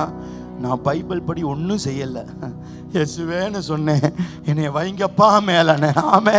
அப்ப எல்லாம் இந்த நியாயப்பிரமாணம் செய்ய பார்த்தாங்க தலையாக. ஆனா நான் ஆண்டவரேன்னு குனிஞ்சேன், அவ அப்படியே தலையா வச்சாரு. அப்ப 12 வசனம் சொல்லு, முந்தின கட்டளை பலவீனம் உள்ளதும் பயனற்றதும் நிமித்தம் மாற்றப்பட. அது மாத்திட்டாங்க. சொல்லுங்க, மாத்திட்டாங்க. மாத்தின சட்டத்தை இப்ப கடைபிடிச்சு வேலை இல்ல. 19 வசனம். நியாயப்பிரமாணம் ஒன்றையும் பூரணப்படுத்தவில்லை, அதிக நன்மையான நம்பிக்கை வருவிப்பதோ பூரணப்படுது. எது அதிக நம்பிக்கை கொடுக்குது? கிருபை. அது எங்களை பூரணப்படுத்தும். நீ எந்த நிலையில இருக்கணுமோ அந்த நிலைக்கு கொண்டு போவது தேவனுடைய கிருபை மட்டும்தான். அந்த நம்பிக்கையினாலே தேவனிடத்தில் சேரும். இன்றைக்கு கூட நான் தப்பு பண்ணியிருக்கலாம், பிழை செஞ்சிருக்கலாம், ஆனால் இன்றைக்கு கடவுள்கிட்ட நான் செய்கிறதுக்கு அவருடைய கிருபை காரணம். அவருடைய கிருபை. நியாயப்பிரமாணம் என்னையும் கடவுளையும் தூக்கப்படுத்துச்சு, ஆனால் கிருபை அவ கூட சேர்த்துச்சு. எபிரேயர் 8:13 சொல்லுது, புது உடன்படிக்கை என்று அவர் சொல்வதனாலே பிந்தினதை. எது பிந்தினது? முந்தினது. முந்தினது பழைய உடன்படிக்கை, முந்தினதை பழைய. இந்த மைக் நான் மட்டும் யூஸ் பண்ண மைக், பாஸ்டர் வால்ட் யாராவது கேட்டா தியாட பாஸ்டர் வால்ட்ட நாளைக்கு ஒரு புது மைக் வாங்கிட்டேன். இதுவரை இது பாஸ்டர் வால்ட்ட சொன்னான். இப்ப என்ன சொல்லுவாங்க? அது பழைய மைக், ஏன்னா புதுசு வந்துட்டு. ஆமாவா இல்லையா? இது புதுசாயிட்டு, அப்ப அது பழசு. அப்ப அவங்க என்ன சொல்ல, புது உடன்படிக்கை என்று சொல்கிறதாலே முந்தினதை பழமையாக்கிடா. இயேசு அது பழசாக்கிட்டாரு. அது பழசு, அது பழைய சட்டம், அது பழைய சட்டம். இப்ப புது சட்டம். அப்ப பழைய சட்டத்தை நீ போகாத. புதுசு பழமையானதும் நாள்பட்டதுமாய் வலிந்து போக காலம், அது எக்ஸ்பயர். அது நீ செஞ்சு வேலை இல்லை. இப்ப கத்த புதுசு கொடுத்துக்காக. ஆமென். இயேசு கிறிஸ்து நியாயப்பிரமாணத்தை பழசாக்கிட்டாங்க. எபேசியர் 2:15. அப்ப அது பழசு. நான் உங்களுக்கு அந்த பழைய உடன்படிக்கை இல்ல, நீங்க புதுசுல இருக்கணும் என்பதற்காக வசனம் கொடுத்து கொண்டுக்க. சட்ட திட்டங்களாகிய நியாயப்பிரமாணத்தை தம்முடைய மாமிசத்தினால் ஒழித்து, எங்க சிலுவையில் அவர் ஒழித்து, மாம்சத்தை ஒழித்து இருத்திரத்தாரையும். யார் இருத்திரத்தார்? இஸ்ரவேலர், அந்நியர்கள். நாங்க யாரு? புறஜாதிகள். நாங்க யாரு? புறஜாதி. புறஜாதியாரை தமக்குள்ளாக ஒரே புதிய மனுஷனாக சிருஷ்டி. இப்ப நாங்க யாரு? புது மனுஷன். சிலுவைக்கு பின்பு புது மனுஷன். இப்படி சமாதானம் பண்ணி பகையை சிலுவையினால் கொண்டு. பகைனா என்னது? நியாயப்பிரமாணம். அப்ப இயேசு நியாயப்பிரமாணத்தை என்ன சொல்றாரு? பகை. அதுக்கு பகை அப்பா, அதுக்கு நமக்கு கணக்கு வழக்கு, அது பகை. அதனால இருத்திரத்தாரை ஒரே சரீரமாக தேவனோட ஒப்பினா. அதை பகையாக்கிட்டு நியாயப்பிரமாணத்தோட சொன்ன. இப்ப எங்க ஒப்புக வாங்கணும். இப்ப நான் கிருபையின் கீழ் இருக்குன்னு சொன்ன, எனக்கும் கடவுளுக்கும் ஒரு ஒன்று சேர்ந்து வந்துட்டு. உதாரணமா சொல்ல, இன்னைக்கு நான் விடிய தூங்கினதே 12 மணிக்கு தான். தூங்க போனது நேரத்தோட தூக்கம் வந்துச்சு 12 மணிக்கு. 2 மணிக்கு எழும்பிட்டேன். 2 மணிலேருந்து உட்காந்து எனக்கு எப்பயும் இந்த பிரசங்கத்தை ஒரு 100 தகமாவது வாசிக்கணும். வாசித்து ஏதாவது சொல் தேவைன்னா வெட்டி போடுவேன். வெட்டி சுருக்கி உங்களுக்கு நல்லது மட்டும் ஆகும்னு எதிர்பார்ப்பேன். ஒரு பிரசங்கத்துக்காக பல மணி நேரம் தூங்காம இருப்பேன். ஏன்னா மக்களுக்கு நல்லது கொடுக்கணும், அது என் ஆசை. விருப்பமா வந்தீங்க, பெஸ்டா கொடுக்கணும் அப்படி சொல்லி. சரியா? இப்ப நான் ஒரு நாள் நல்லா தூங்கிட்டேன். நல்லா தூங்கி 8 மணிக்கு எழும்புவேன். ஐயோ, 4 மணிக்கு எழும்பலையே, அதிகாலையில் என்னை தேடுவன், என்னை காண்பான்னு சொல்லிருக்கு. ஐயோ, நான் தேடலையா அப்படி சொல்லிட்டு அடுத்த நாள் காலையில் வகை பார்த்துக்கணுமா? இல்ல, அப்படி செய்ய வேண்டிய அவசியம் இல்ல. இயேசுவே அப்படி சொன்னாலே அவர் செய்வா, சேர்த்துக்கொள்வா. அவர் விட்டு தூரம் போன என் பேதர்கிட்டே அவர் போயிட்டு அவரே கூட்டி வந்தவர். அதான் கிருபை. கிருபை. இந்த இடத்துல நியாயப்பிரமாணம் பகை என்று சொல்ல. அப்ப இன்னைக்கு எங்களை நியாயப்பிரமாணம் எங்களுக்கு இருக்கா இல்லையா? சொல்லுங்க. இல்ல. சத்தமா சொல்லுங்க. நமக்கு சட்ட திட்டங்கள் இல்ல, நம்ம கிருபையில வாழ்கிறோம். அப்ப சட்டம் இல்லைன்னா நமக்கு சட்டத்தினால் ஆஸ்வாதம் இல்லை. எதனால் ஆஸ்வாதம் உண்டு? கிருபையினால். நமக்கு சாபம் கிருபையினால, சட்டத்தினால இல்ல. கலாத்தியர் 3:13 சொல்லுது, மரத்திலே தூக்கப்பட்டவனும், அதாவது சிலுவையிலே தூக்கப்பட்டவனும் சபிக்கப்படும். அப்ப இயேசு தப்பு பண்ணல, ஆனா அவர் நமக்காக சாபமாகடா என்று எழுதிக்கப்படி கிறிஸ்து நமக்காக சாபமாகி நியாயப்பிரமாணத்தின் சாபத்துக்கு நம்மை நீங்களாக்கி எடுத்துட்டாங்க. எங்களுக்கு நியாயப்பிரமாணத்தின் சாபம் இருக்கா? இல்ல. அதுல அவர் நீக்கி எங்களை எடுத்துட்டார். இதை நீங்க விசுவாசித்தா உங்களுக்கு சாபம் இல்ல. சாபம் இல்ல, வராதில்ல. இல்ல. என்னன்னு தெரிய பாஸ்டர், எங்க குடும்பத்துக்கு ஒரே சாபம் அப்படி நினைச்சா நீ நியாயப்பிரமாணத்துக்கு இல்லக்காய், உனக்கு சாபம் உண்டு. எனக்கு சாபம் இல்ல, ஆண்டவர் எல்லா சாபத்தையும் எடுத்து போட்டா. அதை விசுவாசித்தால் உனக்கு சாபம் இல்ல. மாறி மாறி மாறி மாறி மாறி ஏதோ பிரச்சனை வாங்கல, அதை சாபனை பார்க்காம இந்த பிரச்சனை மத்தியிலே ஆண்டவர் மகிமையான காரியத்தை செய்வாங்கன்னு பார்த்தா, நீ பார்க்கிற விதத்துல, நீ எடுக்கிற விதத்துல தான் அது இருக்கு. அப்ப நமக்கு சாபம் இல்ல. சில பாஸ்டர்மா சொல்லுவாங்க, உங்களுக்கு என்ன சாப கட்டு பார்க்க. நிறைய பேருக்கு தீர்க்க தரிசனம் அப்படி பைத்தியங்க. என்ன பைத்தியம்? என் பேரை சொல்லுவாங்க, டேட் ஆஃப் பர்த் நல்லது கேட்டுக்கோ, உனக்கு பர்த் சர்டிஃபிகேட் இல்லை போயிட்டு எடுத்துக்கோ.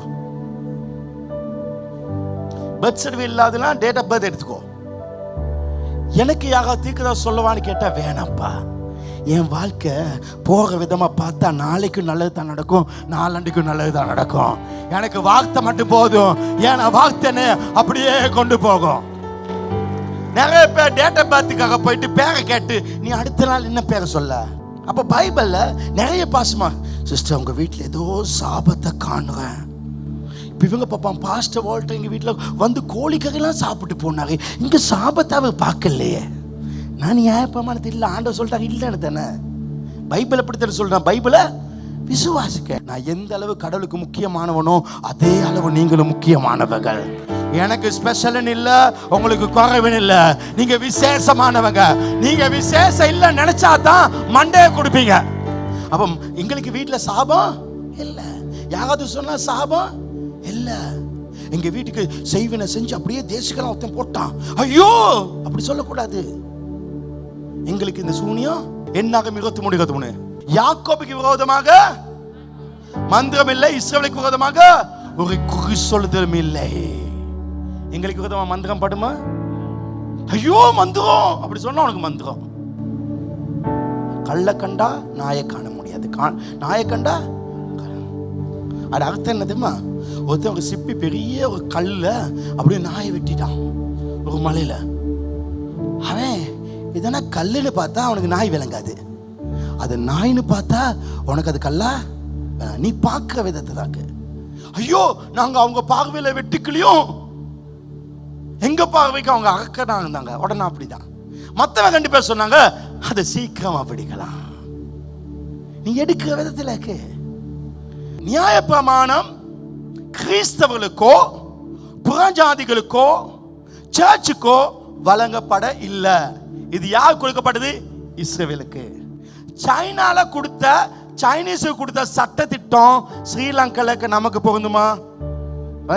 அப்ப அது சைனீஸுக்கு தான், அது அவனுக்கு தான் சொந்தம்.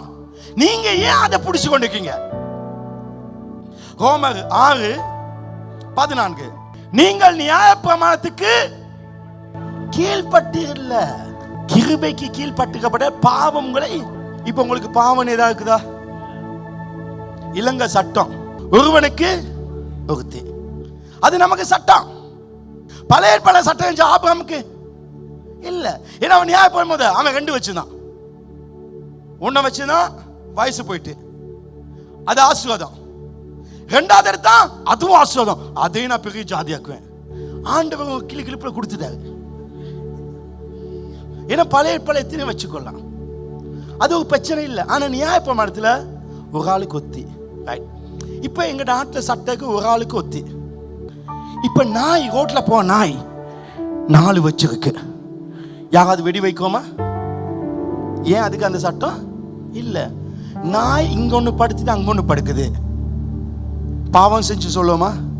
இல்ல, அது பாவமா இல்ல. ஏன்னா அது கிருபையிலக்கு, அது நியாய சட்டத்திட்டத்தில் இல்லை. இப்போ அதுக்காக நான் லைசன்ஸ் கொடுக்கல, அதை தெளிவாக உங்களுக்கு பேசுகிறேன். அதுதான் சொன்னேன், நீங்கள் 2 கிழமைக்கு இதை பற்றி பேசக்கூடாது.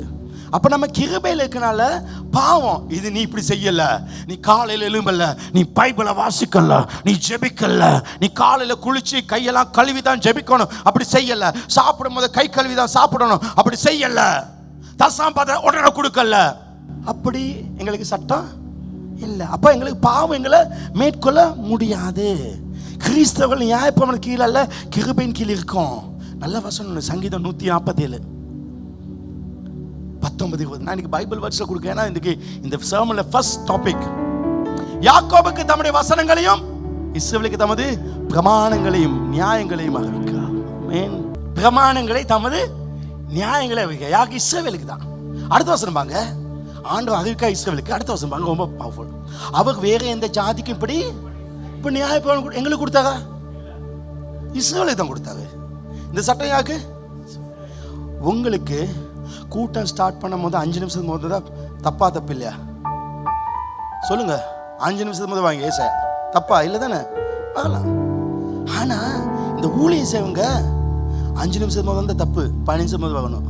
அப்ப இந்த சட்டம் யாருக்கு? அவங்களுக்கு, உங்களுக்கு இல்லை. அதே மாதிரி தான் இந்த சட்டத்திட்டம் நமக்கு இல்லை. வேற அந்த ஜாதிக்கும் செய்ததிலே அவருடைய நியாயங்களே அறியாமற் போக, எங்களுக்கு அதெல்லாம் தெரியாது. அல்லேலூயா, கர்த்தருக்கு ஸ்தோத்திரம், நாம் அதுல இல்ல. அப்படிதான் இருக்கு. இப்ப பைபிள் அப்படித்தான் நீங்க பார்க்கணும். ரைட், இப்ப வாங்க ரோமர் 5:20. மேலும் மீறுதல் பெருகும்படிக்கு நியாயப்பிரமாணம் வந்தது. சட்டத்திட்டம் ஏன் வந்துச்சு? எல்லாம் சொல்லுங்களேன். மீறுதல் பெருகும்படி. அப்படி இருந்தும் பாவம் பெருகின இடத்தில் கிருபை அதிகமா போச்சு. கேட்பாங்க, மீறுதலினால பாவம் அதிகமாச்சு. மீறுதல் பாவத்தை பெருக செஞ்சு. ஆனா கிருபை அதிகமான பாவம் இருக்கிறது தேவ கிருபைச்சு. அது விளக்கப்படுது. மீறுதல் பெருகும்படி நியாயப்பிரமாணம் எல்லாம் நியாயப்பிரமாணம் வராம இருந்தா அது குற்றம் இல்லை. ஒரு பொண்டாடி தான் வச்சுக்கொள்ளணும். அப்படி சட்டம் வராம இருந்தா 2 பொண்டாடி வச்சிருந்தது குற்றம் இல்லை. அப்ப சட்டங்கள் குற்றங்களை அதிகரிக்க செய்து. சட்டம் குற்றம் அதிகம். இப்ப பெரிய ஒரு ஹைவே. நான் இங்க ரொம்ப ஸ்பீட்ல போனேன். எங்க மட்டக்களப்பு கிட்டத்தட்ட 6 மணி நேரம் எடுக்கும். எடுத்தேன் 4:30 ஏர்போர்ட்ல இருந்து 7:35 7:15 வாழைச்சேனைக்கு வந்தேன். பாஸ்ட் கேட்ட எப்படிடா வந்தா? 2:45 2 ஹவர் 45 3 ஹவர்ல மட்டக்களப்புல. அவங்க என்ன சொன்னா, நீ கண்டாவா, உனக்கு ஒரு ரோடு ஒன்று இருக்கு, அங்க நான் ஸ்டாப் அன்லிமிட் ஸ்பீட் உனக்கு போகலான்னு. அதுல எவ்வளவு ஸ்பீட்ல போனாலும் தப்பு இல்லை. ஆனா திடீர்னு அந்த கவர்மெண்ட் ஒரு சட்டத்தை போடுது. எங்க ஹைவேல மாதிரி 100 ஸ்பீடுக்கு மேல போக கூடாது. ஒரு போட் வந்துட்டு, ஒரு போட் வந்துன்னா 100 தாண்டினவன் யாரு? குற்றவாளி. யாரு? இப்ப சட்டம் வந்தோன்னு என்ன நடந்துச்சு? குற்றவாளி ஆகிட்டாங்க. இப்ப நீங்க எல்லாம் இங்க குற்றவாளியா? சொல்லுங்களேன். ஒரு செகண்ட் உங்களை குற்றவாளி ஆக்க போறேன். இந்த திருச்சபையில ஷூ ஸ்லீப்பர் போடக்கூடாது. இந்த சர்ச்சில் உள்ளே போடக்கூடாது. இப்ப நீங்களே யாரு? அப்ப சட்டம் நம்மை குற்றவாளியாக்கும். கிருபை அந்த குற்றவாளியான இடத்துல அவருடைய கிருபை பெருகி நம் வாழ்க்கையை உயர்த்தி வைக்கும். சட்டம் எப்ப எங்களை குத்தம் காட்டும். ஆனா அந்த இடத்துல தேவ கிருபை பெருகியது. நியாயப்பிரமாணத்தினால் பாவம் பெருகிறது, பாவத்தினால் கிருபை பெருகியது. நியாயப்பிரமாணத்தை நீங்க வைத்திருந்தா நீங்க ஆசீர்வாதம் பெற மாட்டீங்க. பாஸ்டர் பைபிள் இப்படி இருக்கு, இதை செய்யக்கூடாதானே, இதை செய்யக்கூடாதானே அப்படி சொன்னா நீங்க நியாயப்பிரமாணத்தில் இருக்கீங்க. நியாயப்பிரமாணத்தில் தேவ ஆசீர்வாதத்தை நீங்க பெற முடியாது. எல்லாம் ட்ரை பண்ணாங்க, எல்லாம் விழுந்தாங்க. நியாயப்பிரமாணத்தில் ஆசீர்வாதம் பெறலாம், ஆனா ரொம்ப கஷ்டம். ஒன்னு எடுக்கிறதுக்கு ரொம்ப கஷ்டம். அடுத்த செகண்ட் விழுந்துவீங்க. ஆனா கிருபை பிள்ளை எங்களை தூக்கி வைக்கும். பாங்க கலாத்தியர் 5:4-5. நியாயப்பிரமாணத்தினால் நீதிமான்களாக விரும்புகிற நீங்கள் யாவரும் கிறிஸ்துவை விட்டு பிரிந்து கிருபையினின்று விழுந்து. இப்ப நீங்க எல்லாரும், நான் நல்ல பரிசுத்த வாழ்க்கை வாழ்வேன், காலைல 4 மணிக்கு எழும்பேன், இப்படி இருப்பேன், அப்படி இருப்பேன், நான் தசாம் பார்த்து ஒழுங்கா கொடுப்பேன், நான் பொய் சொல்ல மாட்டேன், நான் ஆண்டுக்கு உண்மையா வாழ்ந்து நான் நல்லா வருவேன் நினைச்சா நீங்க உங்களுக்கு இந்த சட்டம் தாங்க. உங்களுக்கு கிறிஸ்து இல்லை, அவர்கிட்ட பிரிஞ்சிட்டீங்க. கிருபை இல்லை. நீங்க அதுலதான் முன்னுக்கு வரணும். நியாயப்படி முன்னுக்கு வரணும். நீங்க அதுல விழுந்துட்டீங்க.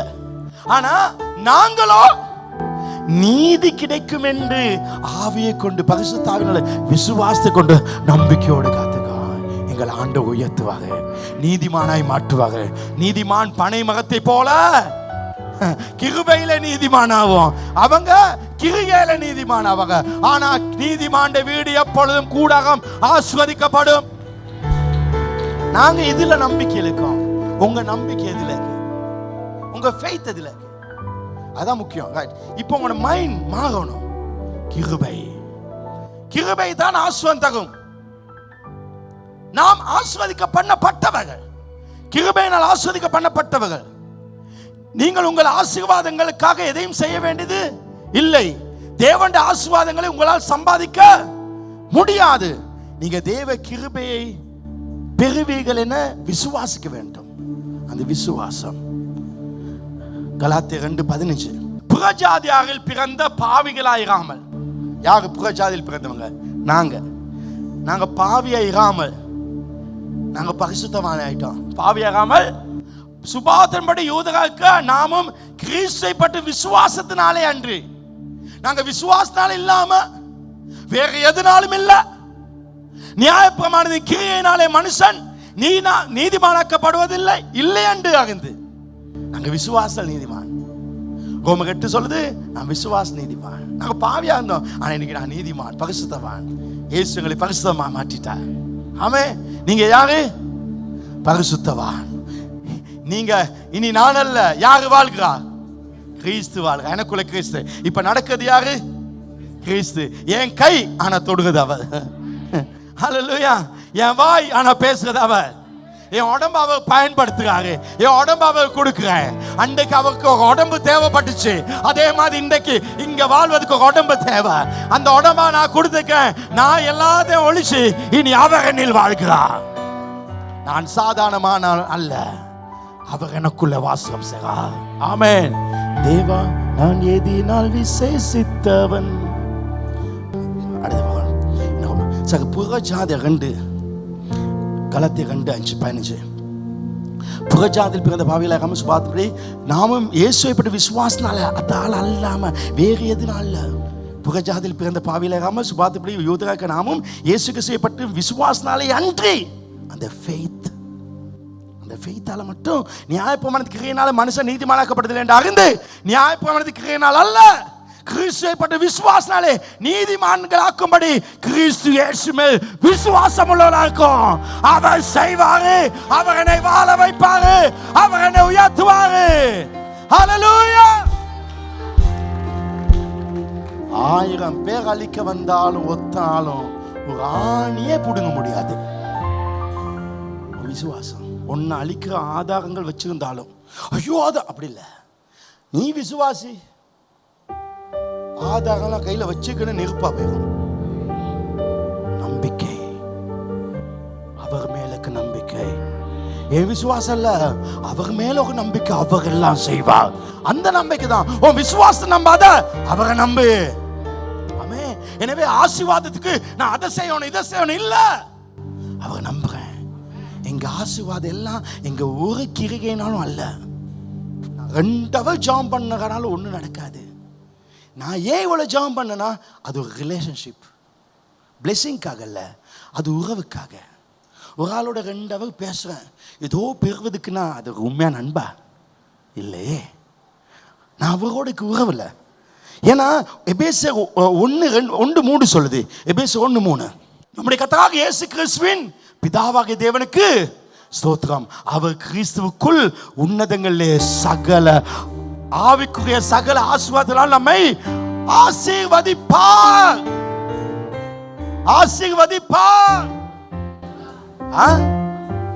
ஆசீர்வதிப்பாரா? இருக்கிறார். ஆல்ரெடி நீ எப்ப ரட்சிக்கப்பட்டியோ அந்த ரட்சிப்பு சொல்ல ஃப்ரிட்ஜுக்குள்ள cheese, apple, orange, sausages, peanut butter, வேற மீட் பால்ஸ் எல்லாம் போட்டு நல்லா அமுக்கி உனக்கு கொடுத்துட்டாரு. உனக்கு ரட்சிப்பேண்டை கொடுத்துட்டு நாளைக்கு இன்னும் கொஞ்சம் இன்ஸ்டால்மெண்ட்ல கொடுக்க இது பேங்க் இல்லை, அவர் எல்லாத்தையும் ஒன்னா கொடுத்துட்டாரு. உனக்கு நாளைக்கு ஒரு 3000 கோடி வேணாம், என் ஆண்டவர் அதை சந்திப்பார். அப்படி சொன்னா போதும், அவர் அதை சந்திப்பார். என் தேவை சந்திக்கப்படும், எனக்கு வீடு கிடைக்கும், என் வாழ்க்கை நல்லா இருக்கும் என்று சொல்லும் பொழுது என் ஆண்டவர் அதை செய்வார். இந்த காலை கூட்டத்தில் ஏதோ ஒன்று நடந்து கொண்டிருக்குது.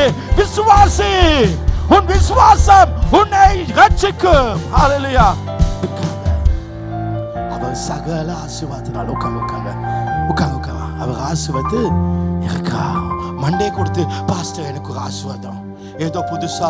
அப்பா, கடவுள் எதையாவது நீ ஜெபிக்கிறனால அவர் புதுசா ஒண்ணு செஞ்சு தர மாட்டா. உனக்கு தேவைக்கு மேலானது எல்லாவற்றையும் அவர் ஏற்கனவே அவர் கொடுத்து விட்டா. சகல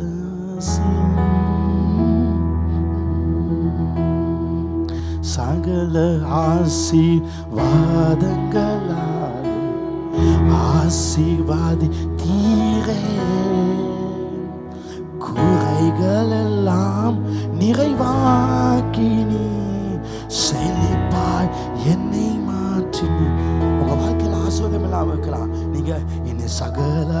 ஆசீர்வாதங்களாலே ஆசீர்வாதி தீ. அப்படி சொல்லும் பொழுது ஆசீர்வாதம் வரும். குறைகள் எல்லாம் நிறைவாக்கி நீ செழிப்பால் என்னை மாற்றி நீ மனக்கவலை தீர்த்தீரே மகிழ்ச்சியினால் நிரப்பினீரே மனக்கவலை. அப்படி சொல்லும் பொழுது மனக்கவலை போயிடும். நிரப்பினீரே தேவனருளிய சொல்லி முடி இவுக்கு ஸ்தோத்திரம். நீ செய்த எல்லா நன்மைக்கும் ஸ்தோத்திரம் ஸ்தோத்திரமே. தேவனருளிய எனக்கு எவ்வளோ நன்மை செஞ்சீங்க பதில்னு சொல்லிப்பாங்க.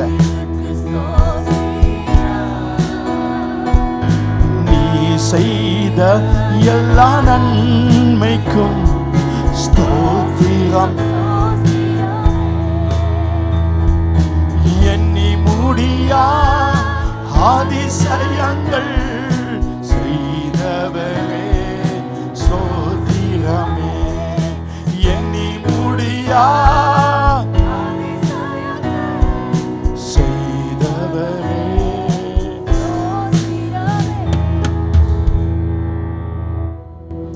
அவங்க நமக்கு எல்லா பாவ மன்னிப்பு கொடுத்துட்டாங்க. ஆண்டவரே, உங்க சிலுவையிலே சிந்திய ரத்தம் என் பாவங்களை கழுவி சுத்திகரித்தது, என் பாவங்களை நீக்கியதுக்கு நன்றி என்று சொல்லிப்பார். அவ கொடுத்துட்டாங்க. ஹல்லேலூயா. நீ பாவ மன்னிப்புக்காக நீ முழங்கால நடக்க வேண்டியது இல்ல, அவ கொடுத்துட்டாங்க. விசுவாசம் விசுவாசம் எதையும் சம்பாதிக்க முடியாது. கிறிஸ்துவுக்குள் சகல ஆசுதம் நமக்கு கொடுத்துக்கு. ஆனா இன்றைக்கு இருக்க பிரச்சனை என்னன்னா, ஒரு சிலர் பழைய உடன்படிக்கிற ஒரு காலம், புதுசு ஒண்ணும், சட்டமும் இதே ரெண்டே வச்சு மிக்ஸ் பண்றாங்க. அங்கதான் பிரச்சனைக்கு கலந்த வாழ்க்கையை வராங்க. முக்கியமான காசு சொல்லி முடிக்கிறேன். இப்ப தசம பாகம்.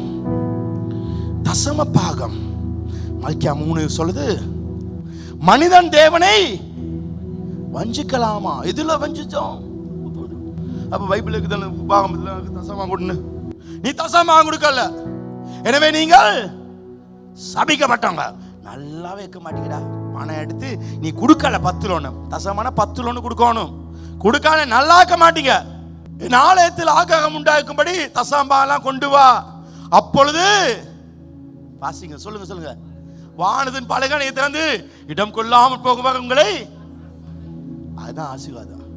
நீ கொடுக்காட்டி சாபம், கொடுத்தா ஆசீர்வாதம். அப்போ ஒரு சட்டம் வந்துச்சுன்னா அது நியாய பிரமாணம். அப்ப தசம பாகம் கொடுப்பது நியாய பிரமாணமா கிருபையா? சொல்லுங்க. சட்டம். அதாவது நீ கொடுக்காட்டி உனக்கு சாபம், கொடுத்தாதான் ஆசீர்வாதம். அப்ப அது சட்டம். சட்டம் என்பது நியாய பிரமாணமா கிருபையா? சொல்லுங்க. அப்ப தசம பாகம் நியாய பிரமாணமா கிருபையா? நியாய பிரமாணம்.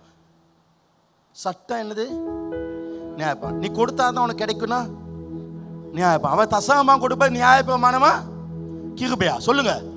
நியாயப்பவனா. அப்ப தசம பாக நீ கொடுத்தா தான் உனக்கு நல்லது நடக்க சொன்னா அது நியாய பிரமாணம். அப்ப நாங்க நியாய பிரமாணம் சொந்தமானவங்க இல்ல. பைபிள்ல ஆதி ஆமத்துல இருந்து, ஆதி 1ஆம் அதிகாரத்துல ஆதாம், 5ஆம் அதிகாரம் வரை ஆதாம் கேம், 5ல வந்து நோவா, 11 பண்டு வந்தோன்னா ஆபிரகாம், அப்ப யாக்கோபு, அப்புறம் ஈசாக்கு, அது பிறகு மோசே. மோசே எப்ப வர்றாரு? யாத்ராமத்துல. யோசேப்பு பிறகு யார் வர? யாத்ரா. அப்ப நியாய பிரமாணம் எங்க இருந்து வந்துச்சு? யார் மூலம் வந்துச்சு? சத்தமா சொல்லுங்க. மோசே. அப்ப மோசே ஆதி யாத்ராமத்துல வந்துட்டாங்க. வந்தோன்னா அது பிறகு எகிப்து ஜனங்க, இஸ்ரேல் ஜனங்க எகிப்துல, அவங்க கடவுள்கிட்ட கேட்டாங்க, வந்தாங்க, ஆண்டவர் விடுதலை செஞ்சாங்க. அப்ப எல்லாம் அவங்க எதுல இருந்தாங்க? கிருபையில இருந்தாங்க, சட்டத்திட்டல. இப்ப செங்கல் கிட்ட வந்து ஐயோ நாங்க செத்துக்குவோம், என்னது கேட்க குழந்தைங்க முகமுகுத்தாங்க. முகமுகுத்தன அவங்க அழிஞ்சாங்களா? இல்ல. ஏன்னா நியாயப்பிரமாணம் இல்ல, கிருபை தான்ச்சு. ஆண்டவங்களை ஆசிர்வச்சாரு. அதுபோ தண்ணி இல்ல ஆசிர்வச்சாரு, சாப்பிடல ஆசிர்வச்சாரு, முறுமுறு கடைகள்லாம் ஆசிர்வச்சாரு. ஏன்னா முறுமுறுப்பு என்பது ஒரு பாவம் அல்ல. ஆனா யாத்திராமம் 19 அதிகாரத்துக்கு வந்தோன்னா ஜனங்க சொன்னாங்க, ஆண்டவன் நீங்க ரொம்ப நல்லவரப்பா, நாங்க என்ன பண்ணாலும் தாங்க. ஆனா இனி அப்படி தகாதீங்க. நான் சம்பாதிக்க, நான் எனக்கு சட்டங்களை போடுங்க, நான் அதுபடி வாழ்ந்து உங்ககிட்ட எடுக்கன்னு சொன்னாரு. உடனே 20ஆம் அதிகாரத்தில் ஆண்டவர் சட்டத்தை போட்டாரு. 10 கட்டளை போட்டாரு. அதுபோல் 6000 சட்டம் வந்துச்சு. நியாயப்பிரமாணம் சட்டம் வந்துச்சு. சட்டத்தை கொடுத்தாங்க யார் மூலம்? மோசே மூலம். சட்டத்தை முதல்ல உடைச்சது யாரு? மோசே தான். அவனே தான் 10 கட்டளை உடைச்சு போட்டான், எடுத்தனும் உடைச்சினான். ஆனால் இதுக்கு பிறகு சட்டம் வந்துச்சு. ஆனா தசம பாகம் நியாயப்பிரமாணத்துல வந்துச்சு. ஆனால் தசம பாகம் நியாயப்பிரமாணத்துக்கு முதல்ல ஆபிரகாம் காலத்திலே தசமகம் கொடுக்கப்பட்டுச்சு. அப்ப கவனிப்போம். அப்ப நியாயப்பிரமாணம் மோசேயினால், கிருபை இயேசுவினால. அப்ப பைபிள்ல ஆதியாகமத்துல நடந்த ஒரு சம்பவத்தை பார்ப்போம். எபிரேயர் 7ஆம் அதிகாரத்துல. ஏன் எங்க சர்ச்ல நிறைய பேர் தசமபாகம் கொடுத்தும் பிச்சைக்கான இருக்காங்க? இன்னைக்கு அது மாற போகுது. அப்ப எல்லாம் மாற போகுது, உங்க வாழ்க்கை மாற போகுது. அப்ப ஆதியாகமத்துல லோத்து அவன நாட்கள்ல ஒரு யுத்தம், அவனையும் அவனோட குடும்பத்தை எல்லாம் பிடிச்சி போயிட்டான். உடனே ஆபிரகாம் சேவகெல்லாம் எடுத்து விரட்டி போய் அந்த ராஜாக்கள்லாம் எத்தனோ ராஜாக்கள் சேர்ந்து அடிச்சாங்க. எல்லாத்தையும் அடிச்சு அந்த நாடை கொள்ளை அடிச்சு தங்கம் எல்லாம் எடுத்து இப்படி வாங்க. என்னத்தோட வாங்க? ஆசீர்வாதம் வாங்க. சொல்லுங்க, ஆசீர்வாதம் வாங்க. பெரிய கோடிக்கணக்கு பணத்தோட வாங்க, ஆசீர்வாதம் வாங்க. ஆசீர்வாதத்தால வாங்க. வாகனத்துல எபிரேயர் 7:1-2 இந்த மெல்கிதேசு சாலோமோன் ராஜாவும் உன்னதமான தேவனுடைய ஆசாரியனுமா இருந்தான். சொல்லுங்க, மெல்கிசேதேக்கு. மெல்கிசேதேக்கு யார்? இந்த மெல்கிதேசு ஆரம்பம் இல்லாதவன், முடிவில்லாதவன், அல்பா ஒமேகா. யார் அல்பா ஒமேகா? இயேசு. இந்த மெல்கிதேசு பாங்க, அவன் ஆசாப்பு, தேவனுடைய ஆசாரியன். இயேசு நமக்கு ஆசாரியன்.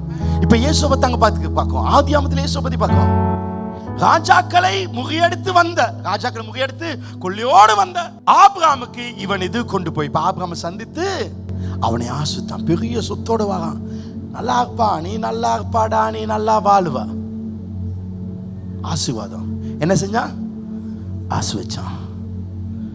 கொடுத்தானா? சொல்லுங்க, ஏதாவது ஆபிரகாம் கொடுத்தானா? இல்ல.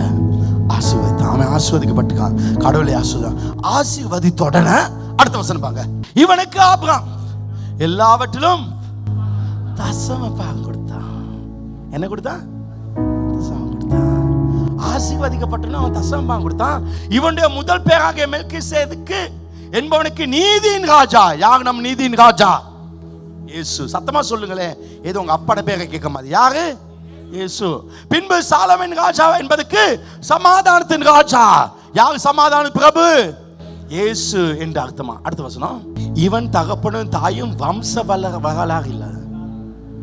நம்ம ஆண்டவராகிய இயேசுக்கு அம்மா அப்பா இருக்காங்களா? அவர் தேவாதி தேவன். இவன் நாட்களே துவக்கமும் ஜீவனின் முடிவு முடியவனாகாமல் அவன் அல்பா ஒமேகா. இயேசு பாங்க, தேவனுடைய குமாரனுக்கு. யார் தேவனுடைய குமாரன்?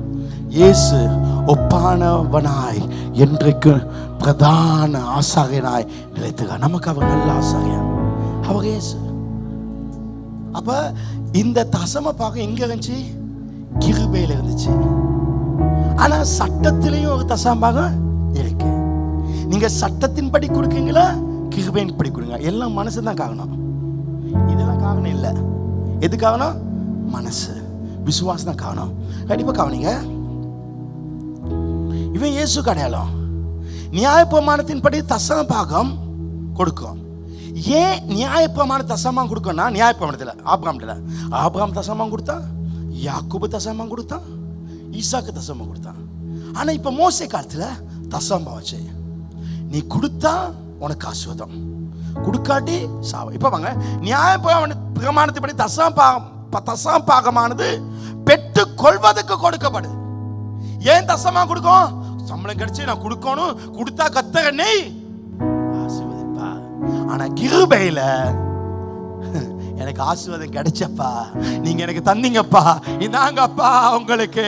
எனக்கு வேலை இல்லாம இருந்தேன், எங்கோ நான் வாழ்ந்தேன், அறியாமல் அலைந்தேன், என்னே தேடி வந்து எஃப் மேஜர். ஓ, எங்கேயோ இருந்தேன், பஸ்ஸுக்கு கூட காசு இல்லாம இருந்தேன், எனக்கு இந்த பணத்தை தந்தீங்களப்பா, உமக்கு நன்றி அப்பான்னு கொடுக்க, எனக்கு ஆசீர்வாதத்தை கொடுக்கல, என்னை ஆசீர்வதித்தீங்க, உங்களுக்கு நன்றி. நன்றி. நன்றியை பத்தி நான் சொல்லிக்க 11வது சப்ஜெக்ட்ல நமக்கு ஆண்டவர் இதை தந்தாருன்னு சொல்லி நன்றி சொல்லும் பொழுது, இதை தந்தவர் அதையும் தகவல்லவராக இருக்கிறார். ஒரு விசுவாசம் வருது. ஒரு விசுவாசம் நாம கொடுக்கறனால ஒரு விசுவாசம் வருது. கர்த்தர் நம் தேவையை சந்திப்பார். வேலை வெட்டி இல்லாம படிக்காத நான் பட்டிக்காட்டா இருந்த என்னை கர்த்தர் இவ்வளவு பணத்தை கொடுத்து என்னை ஆசீர்வதித்திருக்காங்க. உங்களுக்கு நன்றி அப்பா. நான் எதிர்பார்த்து கொடுக்கலப்பா, நான் எதிர்பார்க்காததை தந்த படியால் உங்களுக்கு கொடுக்கிறேன். ஹல்லேலூயா. அப்பா பிதாவே, அன்பார்ந்த தேவா, அருமை இரட்சகரே, சொல்லுங்க. ஆவி நல்ல வாய்த்தது படிங்கப்பா. இந்த பாடு ஒரு தொடுதலை கொடுக்கும். எங்கள் அப்பா பிதாவே, அன்பார்ந்த தேவா, அருமை இரட்சகரே, ஆவியானவரே, எங்கோ நான் வாழ்ந்தேன், அறியாமல் அலைந்தேன், என்னே தேடி வந்து உடுப்பில்லாமல், எங்கோ நான் வாழ்ந்தேன், அறியாமல் அலைந்தேன், என்னே நெஞ்சார அனைத்து எனக்கு நல்ல வீடுகளை கொடுத்தப்பா, நல்ல வாகனங்களை கொடுத்து குப்பையிலிருந்து என்னை உயர்த்தி வச்சுங்களப்பா. அனைத்து புத்தகங்கள் கொடுத்து நீலலாய் மாறிவிட்டு நன்றி அப்பா. சொல்லுங்க. உமக்கு எங்க அப்பா அம்மா ஸ்கூல் ஃபீஸ் கட்ட கூட வழி இல்லாம இருந்தாங்க. இன்னைக்கு மில்லியனை பத்தி பேசுறேன். நன்றி அப்பா. எனக்கு நீங்க தந்தீங்க. உங்க ஆட்சியை வளர வேணும். நாங்க 10ல 1 கொடுங்க. நன்றி உமக்கு நன்றி. தாழ்மையில் இருந்தேன், தள்ளாடி நடந்தேன், தயவாய் நினைவுக்குனி. தாழ்மையில் இருந்தேன், தள்ளாடி நடந்தேன், தயவாய் நினைவுக்குனி. அன்னைக்கு சொன்னாங்க அழகாதே என்று அன்னைக்கு கை பிடிச்சனை வழி நடத்துங்கப்பா. எங்க போவதுன்னு தெரியாம, எப்படி வாழ்வதுன்னு தெரியாமல் எனக்கு இன்னைக்கு பல மில்லியன்களை தொட வச்சுங்கப்பா. எனக்கு கிடைக்கிற 10ல் 1 இந்த சபையும் வளரட்டும், உங்க ஆட்சியும் வளரட்டும். ஓ நன்றி உமக்கு நன்றி. வாழ்க்கையில இறுதி இடத்தை நினைச்சு பார்த்தா உமக்கு நன்றி. உளையான சேற்றில் வாழ்ந்த என்னை தூக்கி உலகான சேற்றில் வாழ்ந்த என்னை தூக்கி எடுத்தீரே. கல்வாரி ரத்தத்தினால எனக்கு இந்த வாழ்க்கை, இந்த ஆசீர்வாதம், இந்த உயர்வு, இந்த மதிப்பு எல்லாம் உங்களாலப்பா. உங்களுக்கு நன்றி. அந்த தாழ்மை வரட்டும், அந்த ஒப்புக்கொண்டல் வரட்டும். ஓ நன்றி அப்பா. நன்றி உமக்கு நன்றி. ஐயா நன்றி உமக்கு நன்றி. ஸ்கூல் எக்ஸாம் செய்ய பணம் இல்லை, வெளியே வச்சிருந்தாங்க. அப்படி இருந்து என்ன இன்னைக்கு இவ்வளோ வச்சுக்காரு, என்ன உயர்த்தினீங்கப்பா. உங்க சபை உயரட்டும்னு 10ல் 1 கொடுக்குறேன். என்ன வாழ வச்சுங்கப்பா, என்ன அவ கொடுக்குறேன். அதுதான் என்னை உயர்த்தி கொண்டிருக்குது. நான் நான் இன்னைக்கு கொடுக்கறது காலையில 1ஆம் தேதி வந்து அந்த பேங்க்ல இருந்து உடனே அக்கௌண்ட்டை போட்டுருவேன். ஒவ்வொரு 1ஆம் தேதி சர்ச்சுக்கு நான் முதலாவது ட்ரான்ஸ்ஃபர் பண்ணிக்குவேன். முதலாவது சோயிங்ல என் பணத்தை போட சொல்லுவேன். என் பணத்தை போடப்பா, ஏன்னா எங்கேயோ இருந்து என்ன தூக்கி வச்சாரு. நான் போட்ட 1ஆம் தேதி கிடைக்கும் இல்லை, எனக்கு கிடைச்சி அதனால கொடுக்குறேன். குப்பையில இருந்து என்ன உயர்த்தி வைத்த இதே மாதிரி தான் கொடுப்பது பொழுது ஆராதனையும். நான் ஏன் கையை தூக்கி ஆராதிக்க? அவர் என்ன உயர்த்த வேணும் என்பதற்காக ஆராதிக்கல, அவர் என்ன உயர்த்தியபடியால் அவரை ஆராதிக்கிறேன். அதனால கட்டாயம் கொடுக்கணும். பாச கேட்பாரு, என்னைய யார் கேட்காங்க இல்லையோ, எனக்கு தேவையில்லப்பா. யாருமே இல்லாம சாப்பிட வழி இல்லாம இங்க வீட்டுல இருக்க போத்தல் பேப்பர் எல்லாம் சட்டி பானெல்லாம் வித்து நாங்க வாழ்ந்த நாட்கள் இன்னைக்கு அவர் கொடுத்தாரு. இந்த கேமரா வாங்கணும்னு பதவானி சொன்னா, ஐயோ காசு இல்லை ஃபர்ஸ்ட் மீதி கேட்கக்கூடாதுன்னு சொல்லிட்டாரு. ஏன்னா அந்த பேக் வாங்கணுமா அது இது வாங்கணும்னு சொன்னாங்க. என்ன பண்ணுறதுக்கு அது இங்கே கேட்டால் தர மாட்டாங்க.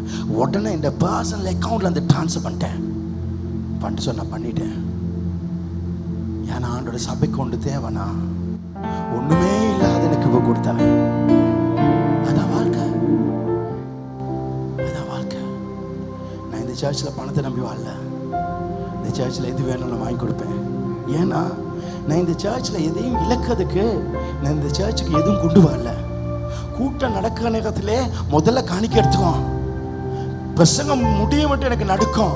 1500 தான் இந்த வாடகை கொடுக்கலாம். அந்த ஹாலுக்கு எண்ணி பார்ப்பாங்க. உடனே அவன் காட்டுவான் 300 தேவை. உடனே கூட்டம் முடிஞ்சோன்னே விதை எப்படி இருக்கீங்க, 300 தேவை விதை. அந்த 300 எடுத்து கொடுத்துட்டு நான் போவேன். வீட்டுக்கு போகானதுல சாப்பிட வழி இல்லை. அவங்க எங்க வச்சிருக்காரு, கோடிக்கணக்குக்கு சைன் பண்ண வச்சிருக்காரு. அதனால எனக்கு ஏதாவது கிடைச்சாலும் 10 ஒன்று கொடுப்பேன். ஆண்டவர் உங்களுக்கு நன்றி அப்பா.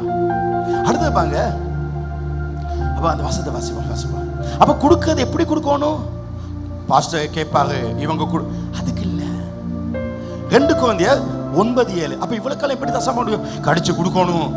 கொடுக்காட்டி எனக்கு ஒன்றும் நடக்காது. சண்டே ஏச்சா சோணும், இன்னைக்கு வகாட்டி இந்த கிழமை அப்படியே நாசமா போ. அப்படி கூடாது. மழை பெஞ்சாலும் புயல் வந்தாலும் நான் போவேன். ஏன்னா எனக்கு நான் அன்றைக்கு மழை பெய்யணத்துல எனக்கு வீடே அரைக்கல, வீடே ஒழுகி கொண்டு வச்சு. ஆனா இன்னைக்கு நல்ல வீட்டை தந்தாரு. நான் நனைஞ்சாவது போய் அவன் ஆராதிப்பேன். யோசிச்சுப்பாங்க, முந்தி வீடு விடுச்சு, அங்க ஒரு சட்டி, இங்க ஒரு சட்டி, அங்க ஒரு சாக்கு, இங்க ஒரு சாக்கு. மழை அப்படியே ஒழுங்கும், மூளையில போய் இப்படியே இருப்பீங்க, நனைஞ்ச பூனை மாதிரி. ஆனா எப்படி வச்சுக்காரு. இப்ப மழையாம் கேட்டோம், 80 வகையில மழையாம். இதெல்லாம் காரணமா? அவருக்காக வாழ வேண்டும். ஏன் ஊழியசாக ஒருவன் எனக்கு ஊழியம் செய்தால் பிதா கணப்படுத்தும். அந்த கணத்துக்கா இல்ல, என்னை ஒத்தனும் வேலைக்கே எடுக்கல. எங்க அம்மா அப்பா கூட ஒதுக்குனாங்க, அவங்க என்ன தூக்கிட்டாங்க. அவருக்காக நான் வாழாம, அவருக்காக சேவை செய்யாம இன்னைக்கு நான் பாவம் செய்யாம இருக்கேன். எனக்கு சட்டங்கள் இல்ல. அவருக்காக வாழ வேணும். அவருடைய அன்பு எங்களை ஊந்தி தள்ளுது. ஒருத்தன் தூள் அடிச்சு ஐஸ் அடிச்சு கொண்டே அவங்க அம்மா அவ்வளோ அன்பை கொடுக்கறது அவன் பாப்பான். அவ்வளோ செய்யாங்களே சொல்லி அந்த அன்புல வாழ்வான். சட்டங்கள் நமக்கு தேவையில்லை. சட்டங்கள் நமக்கு பரிசுத்தமா வாழ அவன் சொல்லி தரத்தில்லை. அவர் செய்த தியாகங்களை பரிசுத்தமா வாழ வைக்குது. அப்ப 2 கொரிந்தியர் 5:9-7. அவன் கட்டாயமாயல்ல தன் மனதை நியமத்தை எவ்வளவு நியமித்தீங்க? 10:1 நியமத்தின்படி கொடுக்கணும். உற்சாகமாய் கொடுக்கறதில் தேவன். அப்ப பாங்க, நான் கிடைக்கும்னு கொடுக்கல, நான் கிடைக்கவேன்னு கொடுக்கல. நீங்க யாராவது சர்ச்சுக்கு வந்தீங்களா? சர்ச் முடிஞ்சோட பாஸ்டர் வாசல்ல வந்து எங்களுக்கு சோசம் சொல்லணும்னு சொல்லி அதுக்கு வந்தீங்களா? அப்படின்னு இருக்க வேண்டிய அவசியம் இல்லை. ஆனா நானே வந்திருக்கேன். Praise the Lord brother sister, praise the Lord சொல்லுங்க. அதே மாதிரி நான் அவர் கொடுத்தனால கொடுக்குறேன். கொடுத்தோன்னு என்னன்னு அடுத்த வசனம் பாங்க, நீங்கள் மேலும் எல்லாவற்றிலும். அப்ப நீங்க கொடுத்தோன்னு மேலும் நீங்க எல்லாவற்றிலும் எப்பொழுதும் சம்பூர்ணம் உடையவளாயும் சகல நற்கிரியிலும் பெருகளாய் இருக்கும்படி தேவன் உங்களிடத்தில் சகல கிருபையை பெருக செய்வாரு. நீ அவர் கொடுத்தனால அவர் கொடுப்பாரு. நீ கொடுக்க வேணும்னு கொடுக்கல, அவர் கொடுத்தனால கொடுத்தாய். ஆனா கர்த்தர் உன்னை நிறைவாய் மாற்றுவார். அதான் வாழ்க்கை. உங்களை அந்த வாழ்க்கை வாழ வைப்பாரு. ஆமென்.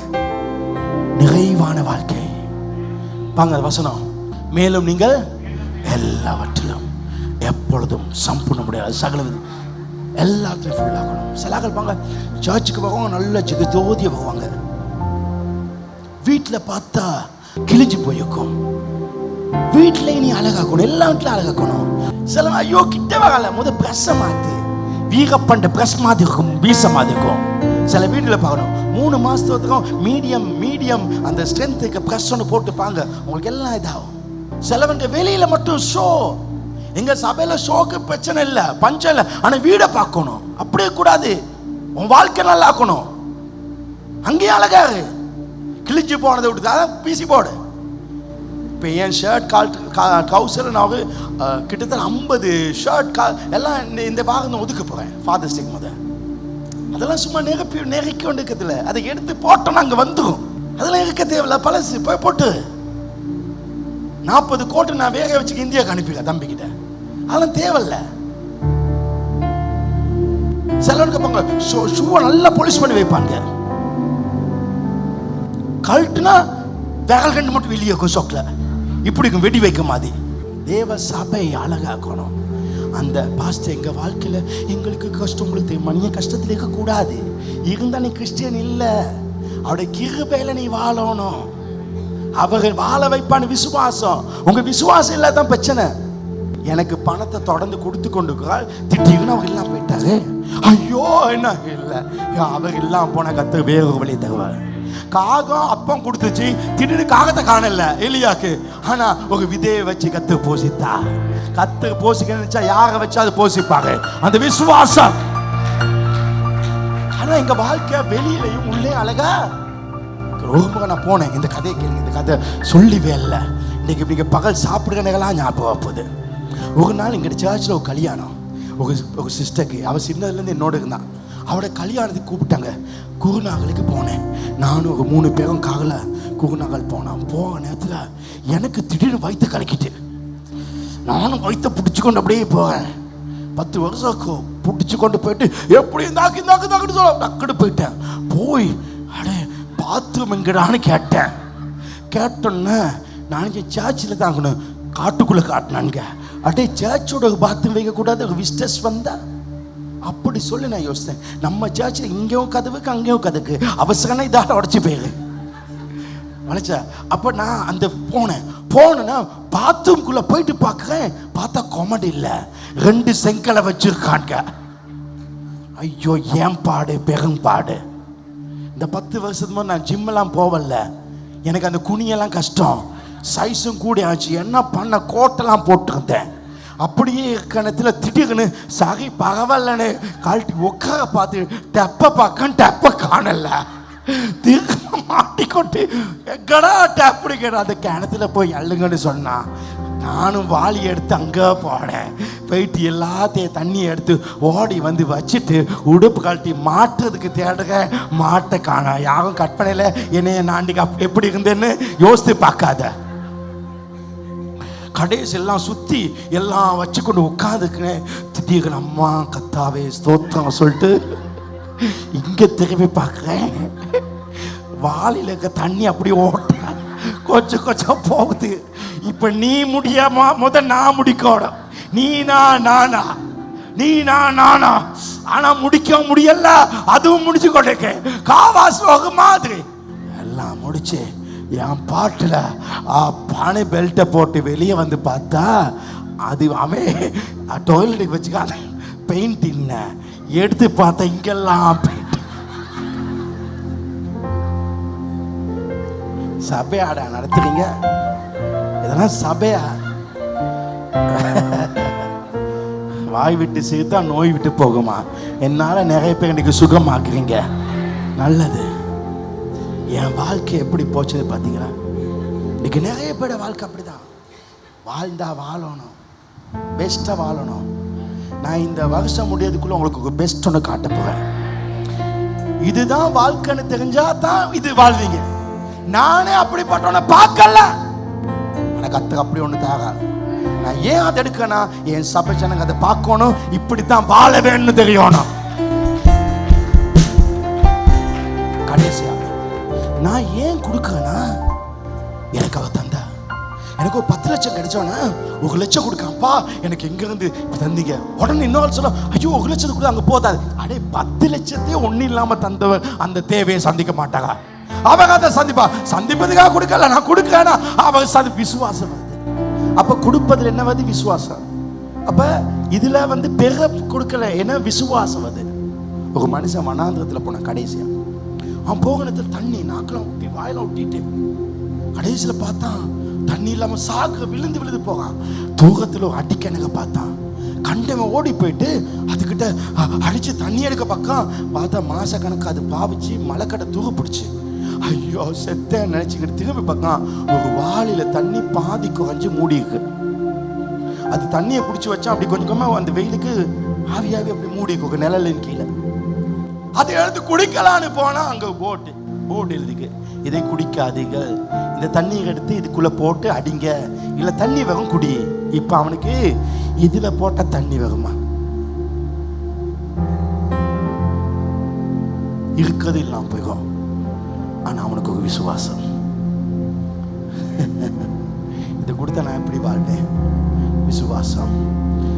போட் சொல்லுது இது உன்னை ஆஸ்வதிக்கும். நம்பிக்கை. தண்ணியை போட்டு அடிக்கான் காத்து தான் வருது. கடைசியில பீரிட்டு வந்துச்சு.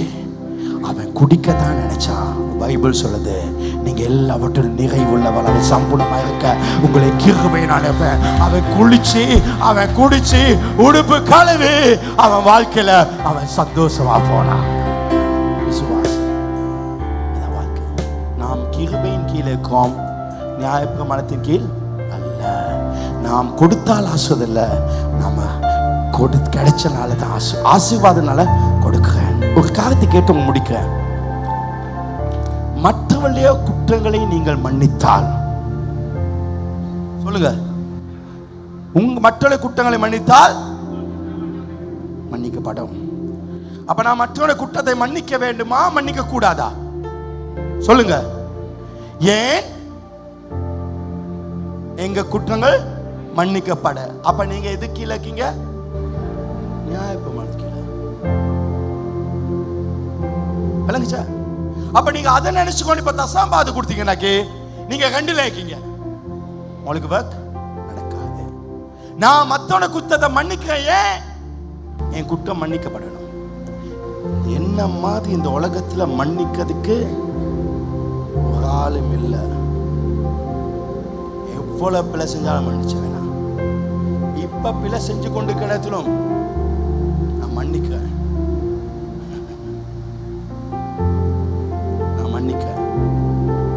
என்ன அழிக்க ஆக்க முடியாது, என் பிள்ளைகள் அழிக்க ஆக்க முடியாது. 1-2 பேர் அழிக்க பார்த்தாங்க, என் பிள்ளைகளுக்கு கூட தெரியாது, அழிக்க முடியாது. ஏன் நாம் மன்னிக்க வேண்டும்? மீண்டும் தொடரும். ஏன் இப்படி நிப்பாட்டுனா, உங்க மண்டைய குழப்பி நீங்க இந்த கிழமை வாழ வேண்டும். அதுல எனக்கு ஒரு சந்தோஷம். நீங்க ஆராய்ச்சி செய்யணும். பைபிளை எதுவும் இதுக்காக அதுக்காக செய்யக்கூடாது. காலைல பைபிளை தொட்டாதான் நல்லா இருக்கும்னா அப்ப சரியாது. நான் ஏன் பைபிள் எடுக்கணும்? எனக்கு இன்னும் அவர் அறியணும், இன்னும் அவரை தெரிஞ்சுக்கொள்ளணும், அவர் எப்படிப்பட்டவர், அவருடைய வசனங்கள் நான் படிச்சு கொள்ளணும். நான் ஏன் காலைல ஜெபிக்கிறேன்னா, காலையில எந்த மைண்டும் என் தலையில எதுவும் கூடாது, அவரை பத்தி மட்டும் என் மனசுல இருக்கணும். அதனால விடிய எழுப்பி நான் ஜெபிக்கிறேன். இதுதான் வாழ்க்கை. ஏன் ஊழியர் செய்யறனாக்கே ஒத்தனை கூட எங்களை ஒண்ணுக்கு தேங்காய் உடைக்க கூட எங்களை எடுக்க நம்ப இல்லை.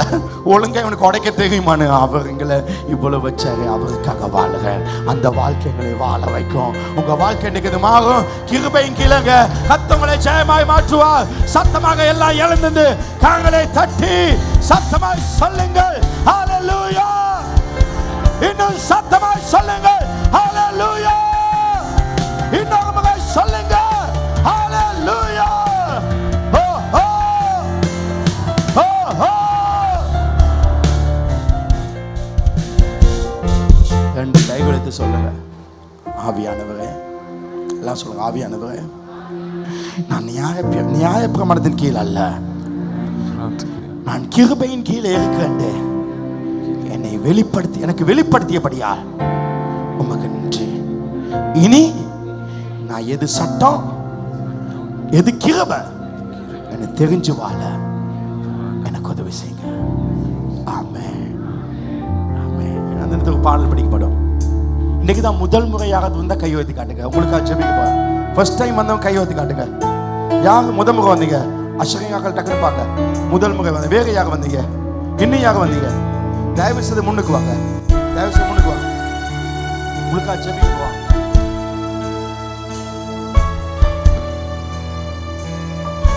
இந்த ரெண்டு லைட் ஆஃப் பண்ண முடியுமா? இந்த ரெண்டு லைட் மட்டும். ஆயிரங்கள் பார்த்தாலும் கோடி சனம் இருந்தாலும் உம்மை விட அழக இன்னும் கண்டுபிடிக்கலையே.